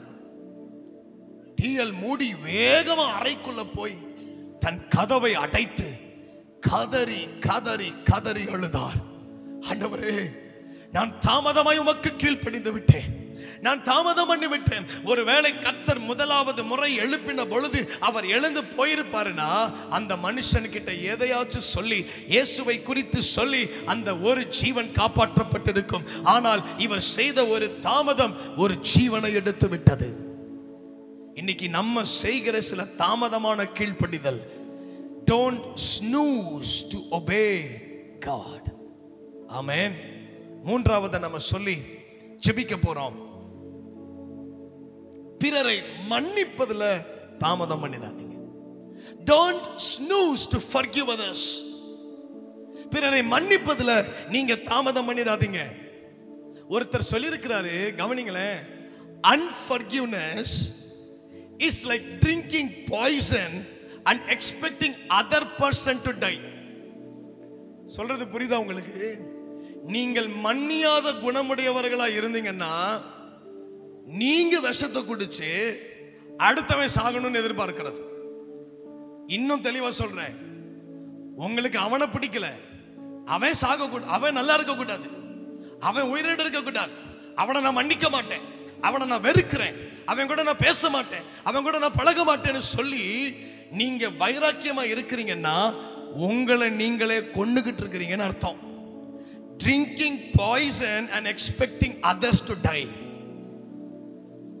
இயேசு சொல்லுகிறார் மத்தேயு 6வது அதிகாரம் 14-15, கிறிஸ்து உங்களுக்கு மன்னித்தது போல, பிதா உங்களுக்கு மன்னித்தது போல நீங்கள் பிறருக்கு மன்னிக்கணும், பிறருக்கு மன்னிக்கணும். இன்னும் ஒருவர் சொல்லியிருக்கிறார், இந்த வார்த்தையை கவனிங்களேன், forgiveness does not deny the hurt but it will denies the hurt the right to rule you. தமிழ்ல சொல்றேன், மன்னிப்பு காயத்தை மறுப்பதில்லை, ஆனால் இனிமேல் வருகிற காயத்தை அது மறுக்கும். நான் சொல்றது புரிகிறதா? காயப்பட்டிருக்கிறீங்க, நீங்க மன்னிப்பு கேட்கிறீங்க, இல்லாட்டி மன்னிக்கிறீங்க, பாத்தீங்களா? நீங்க மன்னிக்கிறதுனால உங்களுக்கு காயம் இல்லைன்னு அர்த்தம் இல்லை. நீங்க காயப்பட்டது உண்மைதான். ஆனா நீங்க ஒரு தடவை மன்னிச்சிட்டீங்கன்னா அந்த மன்னிப்பு இனி உங்களை காயப்படுத்தாதுன்னு சொல்றாரு. ஆமென். இன்னைக்கு யாரை மன்னிக்கலை, இன்னைக்கு போய் தயவு செஞ்சு மன்னிச்சிடுங்க. ஆவியில நான் துக்கத்தோடு சொல்லுகிறேன், யாரா இருந்தாலும் மன்னிச்சிடுங்க. சில பேர் இருக்கிறாங்க, நான் மன்னிச்சிட்டேன் ஆனா பேச மாட்டேன். இது மன்னிப்பு கிடையாது, இது போலி மன்னிப்பு. மன்னிப்பு என்றால் அவர்கள் பேசினதையும் அவர்கள் செய்ததையும் முற்றிலுமாய் மறந்து அவர்களோடு எப்பொழுதும் போல பேசுவதுதான் மன்னிப்பு. அதை தான் இயேசு செய்தார். இயேசு என் அக்கிரமங்களை எல்லாம் மன்னித்து என் நோய்களை எல்லாம் நீக்கி அதை இனி நினையாதிருந்தார். ஆதாரத்திற்கு சில வசனங்களை நான் கொடுக்கிறேன், நம்ம வீட்டில் போய் வாசிக்கணும். லூக்கா எழுதின சுவிசேஷம் மன்னிக்கணும். ஹalleluya. கொலோசியர் 3:13, எபேசியர் 4:32, 2 கொரிந்தியர் 2வது அதிகாரம் 10-11 வசனங்களை நீங்க வீட்டில் போய் நிச்சயமாய் வாசியுங்கள். இன்னைக்கு சாயங்காலம் நான் ஒரு ஊழியக்காரரோட பேசி கொண்டிருந்த பொழுது அவர்கிட்ட கேட்டேன், பாஸ்டர் மன்னிப்பை குறித்து சொல்லுங்க. அவர் என்ன தெரியுமா சொன்னாரு? Marriage without forgiveness is like living in a room without oxygen. மன்னிப்பு இல்லாத திருமண வாழ்க்கை ஆக்சிஜன் இல்லாத ரூம்ல வாழ்றது போல. சுவாச காற்று இல்லாட்டி என்ன ஆயிருவோம்? செத்து போயிருவோம். குடும்பத்தில் ஒருவருக்கு ஒருவர் நீங்க மன்னிக்கணும். ஒருவர் குற்றத்தை ஒருவர் மன்னிக்க பழகணும். நீங்க மன்னிக்கல, கணவன் மனைவியை, மனைவி கணவனை நீங்க முழு மனதோடு மன்னிக்கலனா மனம் திரும்ப வேண்டிய அவர்கள் ஒருவேளை மனம் திரும்பாமல் போகலாம். உங்களுடைய மன்னிப்பு, உங்களுடைய ஜெபம், நீங்க உண்மையா மன்னிச்சிட்டீங்கன்றதுக்கு அடையாளம் என்ன தெரியுமா? அவங்களை அதிகமா நேசிப்பீங்க, அவர்களை முன்னிலும் அதிகமாய் நேசிப்பீர்கள், அவர்களுக்காக முன்னிலும் அதிகமாய் ஜெபிப்பீர்கள், அவர்களோடு முன்னிலும் அதிகமாய் நிற்பீர்கள். ஆமென். இதுதாங்க மன்னித்ததற்கு அடையாளம். இயேசு அதை தான் செய்தார். அவர் மன்னிச்சதுனாலதான் அவருடைய அன்பு வெளிப்பட்டது. அவர் சிலுவையில தொங்காம இருந்திருந்த இயேசுவின் அன்பை விவரிக்க முடியாது. எபேசியர்ல அப்போஸ்தலனாகிய பவுல் எழுதுகிறார், அவருடைய அன்பின் அகலம், ஆழம், நீளம், உயரம் இன்னதென்று அறிந்து கொள்ளத்தக்கதாய் நான் உங்களுக்காக வேண்டிக் கொள்ளுகிறேன். அவருடைய அன்பு சிலுவையில் அவர் நமக்காக சிந்தினதற்கு எதற்கு அடையாளம்? என்னை மன்னித்தார். லூக்கா எழுதின சுவிசேஷம் அதனுடைய 22வது அதிகாரம் 34வது வசனத்துல ஆண்டவராகிய இயேசு கிறிஸ்து சிலுவையில் இருந்த வண்ணமாக என்ன தெரியுமா சொன்னாரு? ஆண்டவரே, இவர்கள் செய்வது இன்னதென்று அறியாமல் செய்கிறார்கள், இவர்கள் பாவத்தை சாக போற இயேசுவே மன்னிக்கிறார்னா வாழ்ந்து கொண்டிருக்கிற நீங்க ஏன் மன்னிக்க கூடாது? ஆங்கிலத்தில் சொல்லியிருக்கிறாங்க இப்படி, Jesus forgave while bleeding, so no excuse while breathing. அவர் ப்ளீடிங் ஆகும் பொழுதே மன்னிச்சாரு, நம்ம பிரீத் பண்ணும் பொழுது ஏன் மன்னிக்க மாட்டேங்கிறோம்? என்ன அர்த்தம்னா, சிலுவையில் தன் ஜீவனை கொடுக்க போகிறார். 40 குறைய 39 அடிகளினால் அவரை காயப்படுத்தினார்கள். அவருடைய தழும்புகளால் நாம் சுகமாகிறோம். ஒரு நிமிஷம் எல்லாரும் கரங்களை உயர்த்தி ஜெபம் பண்ணுங்க. இன்னைக்கு ஒரு அற்புத சுகம் உங்கள் சரீரத்தில் வரப்போகிறது. என் இயேசுவின் காயங்களை நான் எந்த இடத்துல பேசினாலும் அந்த காயத்தின் வல்லமை வெளிப்படும். நான் இயேசுவை எங்கே பேசினாலும் இயேசுவின் வல்லமை வெளிப்படும். சிலுவையை குறித்து நான் எங்கே மேன்மை பாராட்டினாலும் அந்த சிலுவையின் வல்லமை வெளிப்படும். நான் எந்த இடத்துலலாம் இயேசுவின் உயிர்த்தெழுந்த வல்லமையை பேசுகிறேனோ அந்த இடத்துலலாம் அவருடைய உயிர்த்தெழுந்த வல்லமை வெளிப்படும். இப்பொழுதே அவருடைய தழும்புகளால் நீங்கள் எந்த வியாதியா இருந்தாலும் இயேசு கிறிஸ்துவின் நாமத்தில் இப்பொழுதே சுகம் உண்டாவதாக. ஆச்சரியமாய் நடத்துகிறார், அற்புதமாய் நடத்துகிறார். கழுத்து வலியாய் இருக்கட்டும், வயிற்று வலியாய் இருக்கட்டும், எந்த வேதனையாய் இருந்தாலும் in the name of Jesus Christ of Nazareth, நசரேயனாகிய இயேசு கிறிஸ்துவின் நாமத்தில் இப்பொழுதே ஒரு பரிபூர்ண சுகம் உண்டாவதாக. விசுவாசிக்கிறவங்க நல்ல கரங்களை தட்டி ஆமென் சொல்ல கேட்கிறேன். ஹalleluya. ஆமென்.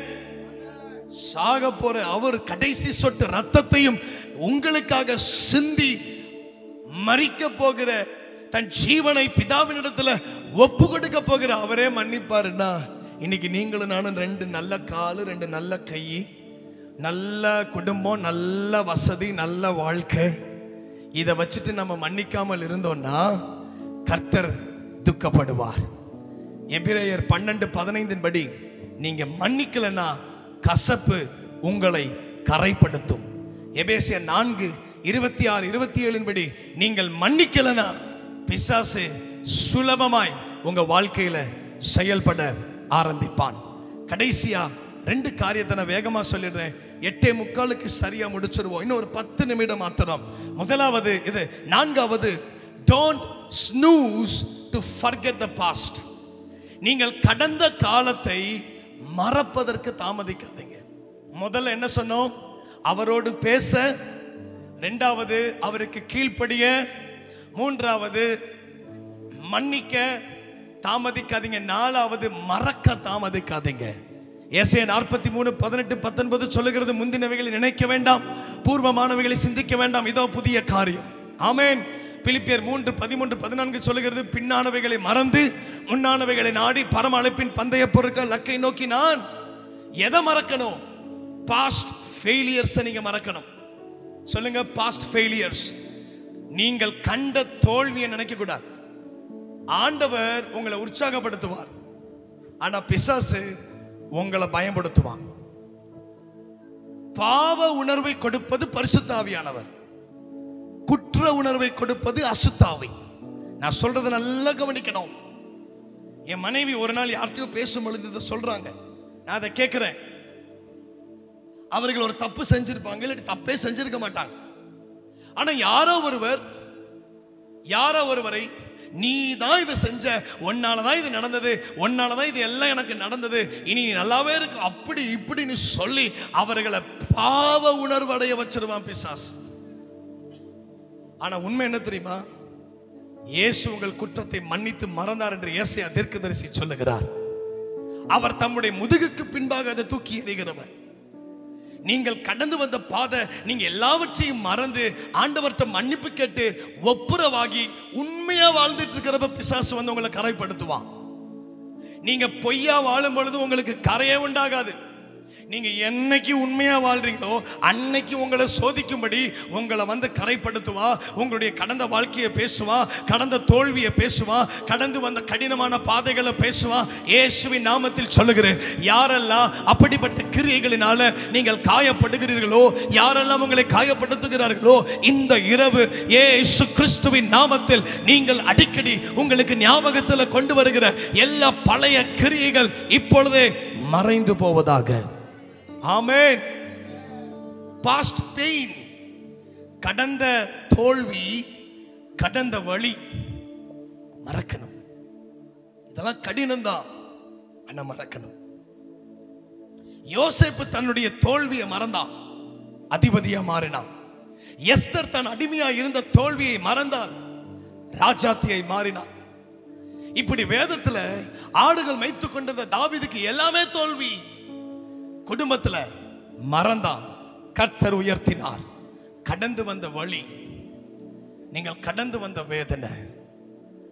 யோசேப்பு சொல்றான் 50:20 ஆதியாகமத்துல, நீங்கள் எனக்கு தீமை செய்ய பார்த்தீர்கள், ஆனால் என் தேவனோ அந்த தீமைகளை நன்மையாய் மாற்றினார். என்ன மனநிலை தெரியுமா? நான் அடைஞ்ச வழிக்கு அளவில்லை. என்னை நான் எழுதி வச்சிருக்கிறேங்க, இதை எழுதி வச்சிருக்கிறேன். எதனால வழி வரும் தெரியுமா? துரோகம். உங்களை கரைப்படுத்தின பொழுது, உங்களை ஏமாற்றின பொழுது, உங்களை அடித்த பொழுது, உங்களை துன்புறுத்தின பொழுது, உங்களுக்கு உண்டான வழி. நீங்கள் நேசித்த யாரோ ஒருவர் உங்களை விட்டு பிரிந்த பொழுது, மரித்த பொழுது, நீங்க நம்பியிருந்த ஒருத்தர் சபையை உடைச்சுக்கிட்டு போகும் பொழுது, நீங்க பெத்த பிள்ளையை உங்களை கை நீட்டும் பொழுது, உங்களுக்கு உண்டான வழி. இன்றைக்கு கர்த்தரை மறக்க பண்ணுவாராக. நான் மறக்கணும்னு சொல்லணும், ஆனா ஆவியில எனக்கு ஒரு உந்துதல், நான் உங்களுக்காக ஜெபிக்க விரும்புகிறேன். அப்படிப்பட்ட வழி வேதனையோடு இருக்கிற என் அன்பு ஜனங்களை கர்த்தர் இப்பொழுதே தொடுவீராக, தொடுவீராக. யாரெல்லாம் அப்படிப்பட்ட சூழ்நிலை நீங்க வந்திருக்கிறீங்க, எழுந்து நிற்கும்படி நான் கேட்கிறேன். நாம ஜெபிக்க போகிறோம். யாருக்காகவும் வெட்கப்படாதீங்க. நான் கடந்து வந்த வழி, நான் கடந்து வந்த பாதை அது மிக மோசமானதையா, என்னால் அதை மறக்க முடியல. என் பிள்ளை செய்ததை மறக்க முடியல. என் கணவன் மனைவி, என் தாய், என் தகப்பன், என் உற்றார், என் உறவினர் செய்ததை என்னால மறக்க முடியலன்னு சொல்றவங்க மாத்திரம் எழும்புங்க. மற்ற எல்லாரும் எழும்பாதீங்க. இன்னும் ஒரு பாயிண்ட் வேற இருக்கு. நான் அவங்களுக்காக மாத்திரம் ஜெபிக்க விரும்புறேன். ஆண்டவரே, காயப்பட்டு நின்றேன், கண்ணீரில் சென்றேன், கலங்கின எனக்காய் நீர் இறங்கி வந்தேன். ஜி மைனர்ல படிப்போமா? அப்பா நன்றி அப்பா. விண்ணப்பத்தை கேட்பவரே, என் கண்ணீரை காண்பவரே, சுகம் தருபவரே, ஸ்தோத்திரம் ஏசையா. மனதுருகி கரம் நீட்டி அதிசயம் செய்பவரே,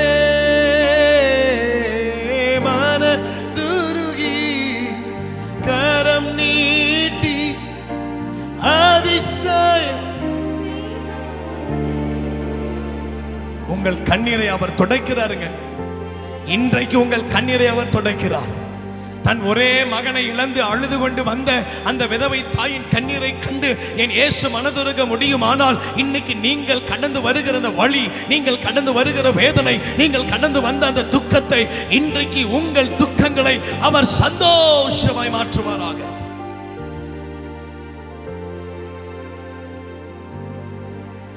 இயேசுவின் நாமத்தில் ஜெபிக்கிறேன் பிதாவே. உட்கார்ந்து கொள்ளுங்க. உங்க கண்ணீரை ஏசப்பா பார்த்திருக்கிறார்.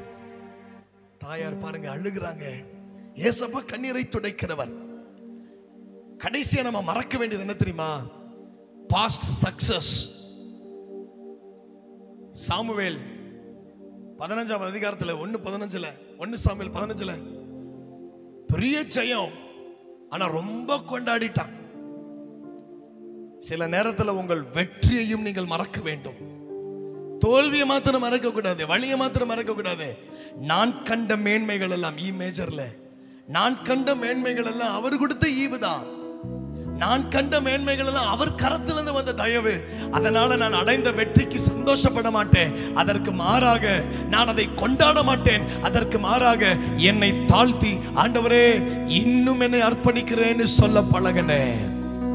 என் செய்தி நல்லா இருக்குன்னு யாராச்சும் சொல்லிட்டாங்கன்னா அப்பதான் நம்மளுக்கு அதிக பயம் வரும். உங்களை ஆண்டவர் வல்லமையா பயன்படுத்துறான்னு எப்ப சொல்றாங்களோ அன்னைக்கு தான் நம்மளுக்கு இன்னும் ஜாக்கிரதையா இருக்கணும். என்னைக்கு ஆண்டவர் நம்மளை மேல மேல மேல உயர்த்திட்டு போறாரோ அன்னைக்கு தான் இன்னும் கவனமா இருக்கணும். யோசேப்புக்கு பதவிக்கு முன்னாடி போராட்டம், தாவீதுக்கு பதவியில இருந்த பொழுது போராட்டம். ரெண்டு சூழ்நிலையிலும் பிசாசு போராடுவான். ஒரு உயர்வுக்கு முன்னாடி போராட்டம் இருக்கும், உயர்வு வந்தத பிறகும் போராட்டம் இருக்கணும். கவனமா இருக்கணும், மிக கவனமா இருக்கணும். ஒரு ஆமீன் சொல்ல கேட்கிறேன். கர்த்தர் உங்களோடு கூட இருக்கிறார். மறக்க வேண்டியதை தாமதம் இல்லாமல் மறந்துடுவோம். ஆமீன் சொல்லுங்களேன். ஏன் தெரியுமா? ஒருவேளை நீங்க மறக்கலன்னா, சங்கீதம் 103:12 வீட்டுல போய் வாசி, எழுதி வச்சுக்கோங்க. எழுதி வச்சிருக்கிறேன். Past can paralyze your progress. எப்படி? நீங்கள் மறக்க வேண்டியதை மறக்காம இருந்தீங்கன்னா அது உங்களை முடமாக்கி விடும். Past can paralyze your progress. இரண்டாவது, past memory will bring shame and fear. ஆண்டவர் நீ மறந்துருன்னு சொன்னதை நீங்க மறக்காம இருந்தீங்கன்னா உங்களுக்கு இன்னும் பயம் அதிகரிக்கும், இன்னும் வெட்கம் அதிகரிக்கும். கடைசியா நீங்க மறக்க வேண்டியதை மறக்கலனா ஆண்டவர் உங்களை நடக்க சொல்லுகிற பாதையில கூட உங்களால நடக்க முடியாத அளவுக்கு தடுமாறிடுவோம். ஏசாயா 43:18 மறந்துடாதீங்க. முன்னானவைகளை முந்தினவைகளை நினைக்க வேண்டாம், பூர்வமானவைகளை சிந்திக்க வேண்டாம். ஏன் சொல்றாருன்னா, ஏன் மறக்கணும்? ஒரு புதிய காரியத்தை அவர் செய்ய ஆயத்தமா இருக்கிறார். உங்களை பார்த்து தீர்க்க தரிசனமா பிளஸ் பண்றேன். எத்தனை பேருக்கு விசுவாசம் இருக்கோ நல்ல ஆமென் சொல்லுங்க. இன்றையிலிருந்து உங்க வாழ்க்கையில புதிய காரியம் துவங்கட்டும். உங்க கணவன் வாழ்க்கையில ஒரு புதிய ரட்சிப்பு, உங்க மனைவி வாழ்க்கையில ஒரு புதிய மாற்றம், உங்க பிள்ளையுடைய சரீரத்துல ஒரு புதிய மாற்றம், உங்க பிள்ளைகளுடைய குணத்துல ஒரு புதிய மாற்றம், உங்களுடைய எதிர்காலத்துல ஒரு புதிய மாற்றம், உங்கள் இல்லத்துல ஒரு புதிய காரியம், உங்களுடைய வேலை ஸ்தலத்துல ஒரு புதிய காரியம், உங்கள் சரீரத்தில் ஒரு புதிய காரியம். ஆமென். கடைசியா அஞ்சாவது, don't snooze to take care what God gave. ஒரு நிமிஷம் தான். ஆண்டவர் உங்களை நம்பி கொடுத்ததை பாதுகாப்பதற்கு தாமதம் பண்ணாதீங்க. மனைவி, பிள்ளைகள், குடும்பம், ஊழியம், வேலை, பொருட்கள். இந்த ஒரு வசனத்தை பற்றி எனக்காக வாசிக்கிறீங்களா? 2 வசனத்தை வாசிடலாம், வேகமா வாசிடலாமா? 1 தீமோத்தேயு 6:20 ஒருத்தவங்க வாசிங்க. 2 தீமோத்தேயு 1:14 ஒருத்தவங்க வாசிங்க பார்க்கலாம். 1 தீமோத்தேயு 6:20 ஒருத்தவங்க. ஆமென். Very good. வாசிங்க பார்க்கலாம். 1 தீமோத்தேயு 6வது அதிகாரம் அதனுடைய 20வது வசனம் நான் வாசிக்கிறேன். ஓ தீமோத்தேயுவே, உன்னிடத்தில் ஒப்புவிக்கப்பட்டது நீ காத்துக்கொண்டு சீர்கேடான வீண் பேச்சுகளுக்கும் ஞானம் என்று பொய்யாய் பெயர் பெற்றிருக்கிற கொள்கையின் விபரீதங்களுக்கு விலகு. 2 தீமோத்தேயு 1:14 அடுத்த பக்கம் அப்படியே என்ன சொல்லுது வாசிங்க பாருங்க. உன்னிடத்தில் ஒப்புவிக்கப்பட்ட அந்த நற்பொருளை நமக்குள்ளே வாசம் பண்ணுகிற பரிசுத்த ஆவியினாலே. இன்னைக்கு கடைசியா ஒன்றுக்காக ஜெபம் பண்ணி முடிப்போம். கடைசியா நீங்க எதற்கு தாமதிக்க கூடாதுன்னா, ஆண்டவர் உங்களை நம்பி கொடுத்ததை பத்திரமா பாதுகாப்பதில் தாமதம் பண்ணிடக்கூடாது. சில நேரம் எப்படி தெரியுமா உங்களுக்கு கொடுப்பாரு? ஒரு இடத்துல 5 தாளந்து, ஒரு இடத்துல 2 தாளந்து, ஒரு இடத்துல 1 தாளந்து. 5 தாளந்துல 10 தாளந்தா மாத்தின, 2 தாளந்து 4 தாளந்தா மாத்தின, 1 தாளந்துல என்ன பண்ணிட்டான்? நீர் கடினமான இருதயம் உடையவர் என்று நினைச்சு புதைச்சு வச்சுட்டான். எஜமானன் வந்தாரு, இந்த 1 தாளந்தை பிடுங்கி 5 தாளந்து உள்ள இடத்துல கொடுத்தாரு. இந்த தாளந்துக்கு பேரு 6th talent. இந்த 6வது தாளந்த 5 தாளந்து உள்ளவன் கையில கொடுத்தாரு. இந்த 1 தாளந்து எப்படிப்பட்ட குணமுடையது தெரியுமா? யாரோ ஒருவரால் வெறுக்கப்பட்டது. சில நேரத்தில் ஆண்டவர் உங்ககிட்ட நம்பி கொடுக்கும் பொழுது எப்படிப்பட்டவர்களை கொடுப்பார் தெரியுமா? எப்படிப்பட்டதை கொடுப்பார் தெரியுமா? உங்க கையில வந்தாதான் இனி அவர்களோ அதுவோ புறக்கணிக்கப்படாது என்று நம்பி கொடுப்பார். அந்த 1 தாளந்து புறக்கணிக்கப்பட்டது. யாரால புறக்கணிக்கப்பட்டது? எவன் கையில கொடுத்தாரோ அவன் புதைச்சு வச்சுட்டான். 2வது, அந்த தாளந்துடைய குணம் என்ன தெரியுமா? அது பயன்படுத்தப்படுவ விரும்பாத ஒரு தாளந்து, புதைச்சு வச்சுட்டாங்க. உங்க கையில ஆண்டவர் சில பிள்ளைகளை கொடுக்கிறார். உங்களை நம்பி பிள்ளைகளை கொடுக்கிறார். உங்களை நம்பி திருமணம் பண்றார். உங்களை நம்பி ஊழியத்தை கொடுக்கிறார். ஏன் தெரியுமா? நீங்க புதைச்சு வைக்கணும் என்பதற்காக இல்ல. உங்க கையில வந்தாதான் அது பெருகும் என்று அவர் அறிந்தபடினால உங்கள்கிட்ட கொடுக்கிறார். 3வது, அந்த தாளந்தோட குணம் என்ன தெரியுமா? யாரும் அதை எடுத்து ஆண்டவருடைய சித்தத்தின்படி அதை உருவாக்க தவறினவர்கள். உங்ககிட்ட வருதுன்னா அதை உருவாக்குவதற்காக தான் கர்த்தர் உங்களை நம்பி கொடுத்திருக்கிறார். உங்க கணவனை ஏன் தெரியுமா உங்க கையில கொடுத்திருக்கிறாரு? நீங்க தான் உருவாக்கணும். உங்க மனைவியை நீங்க தான் உருவாக்கணும். உங்க பிள்ளைகளை நீங்க தான் உருவாக்கணும். ஆண்டவர் உங்க கையில உருவாக்கும் சக்தியை கொடுத்திருக்கிறார். உருவாக்குகிற பரிசுத்த ஆவியானவரை கொடுத்திருக்கிறார். எல்லாரும் இருக்கிற இடத்துல எழும்பி நின்று ஜெபிப்போமா? ஆண்டவரே, எங்களை தாழ்த்துகிறோம். ஆண்டவரே, எங்களை ஒப்புக் கொடுக்கிறோம். இந்த நாளில் நாங்கள் கேட்ட சத்தியத்தின்படி இனி நாங்கள் தாமதமா இருப்பது இல்லை. கனத்திற்குரிய பாஸ்டர் ஜோயல் அவர்கள் வந்து நம்மளை ஜெபத்தில் நடத்துவார்கள், ஆவியில நடத்துவார்கள். நாம் எல்லாரும் சேர்ந்து ஆவியில ஒருமனப்பட்டு அவரோடு கூட ஜெபிப்போம். ஹalleluya, ஹalleluya. கேட்ட செய்தியை ஒப்பு கொடுத்து ஆண்டவர் சமூகத்திலே ஹalleluya, ஹalleluya, ஹalleluya. தாமதம் பண்ணாமல் தீவிரமாய் செயல்பட ஹalleluya. தாமதத்துக்கு இடம் கொடுக்காமல் அவன் தாமதித்துக் கொண்டிருக்கையில் லோத்துடைய கையும் மனைவி பிள்ளைகளுடைய கையும் பிடித்து இழுத்து வெளியே கொண்டு வந்து விட்டு, ஜீவன் தப்ப ஓடிப்போ, பின்னிட்டு பாராதே. ஹalleluya. தாமதித்துக் கொண்டிருந்த போதிலும் கூட தேவன் இரக்கம் பாராட்டினாரே. தாமதித்துக் கொண்டிருந்த போதிலும் தேவன் தம்முடைய வார்த்தையை வெளிப்படுத்தி இருக்கிறாரே. இனி தாமதம் செய்யாமல் தீவிரமாய் ஓட, இனி தாமதம் செய்யாமல் நாங்கள் கீழ்ப்படிய, இனி தாமதம் செய்யாமல் நாங்கள் மன்னிக்க, எங்களை தாமதம் செய்யாமல் நாங்கள் இன்னும் தேவனே எங்களுக்கு கொடுத்ததை காத்துக்கொள்ள எங்களுக்கு கிருபை தாரும் ஆண்டவரே, கிருபை தாரும் ஆண்டவரே. தாமதம் பண்ணாமல் வருத்தத்தை எல்லாம் மறக்க வருத்தத்தை மறக்கணும்.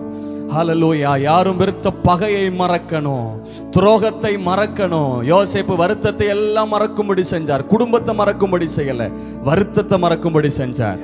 We should not forget our family.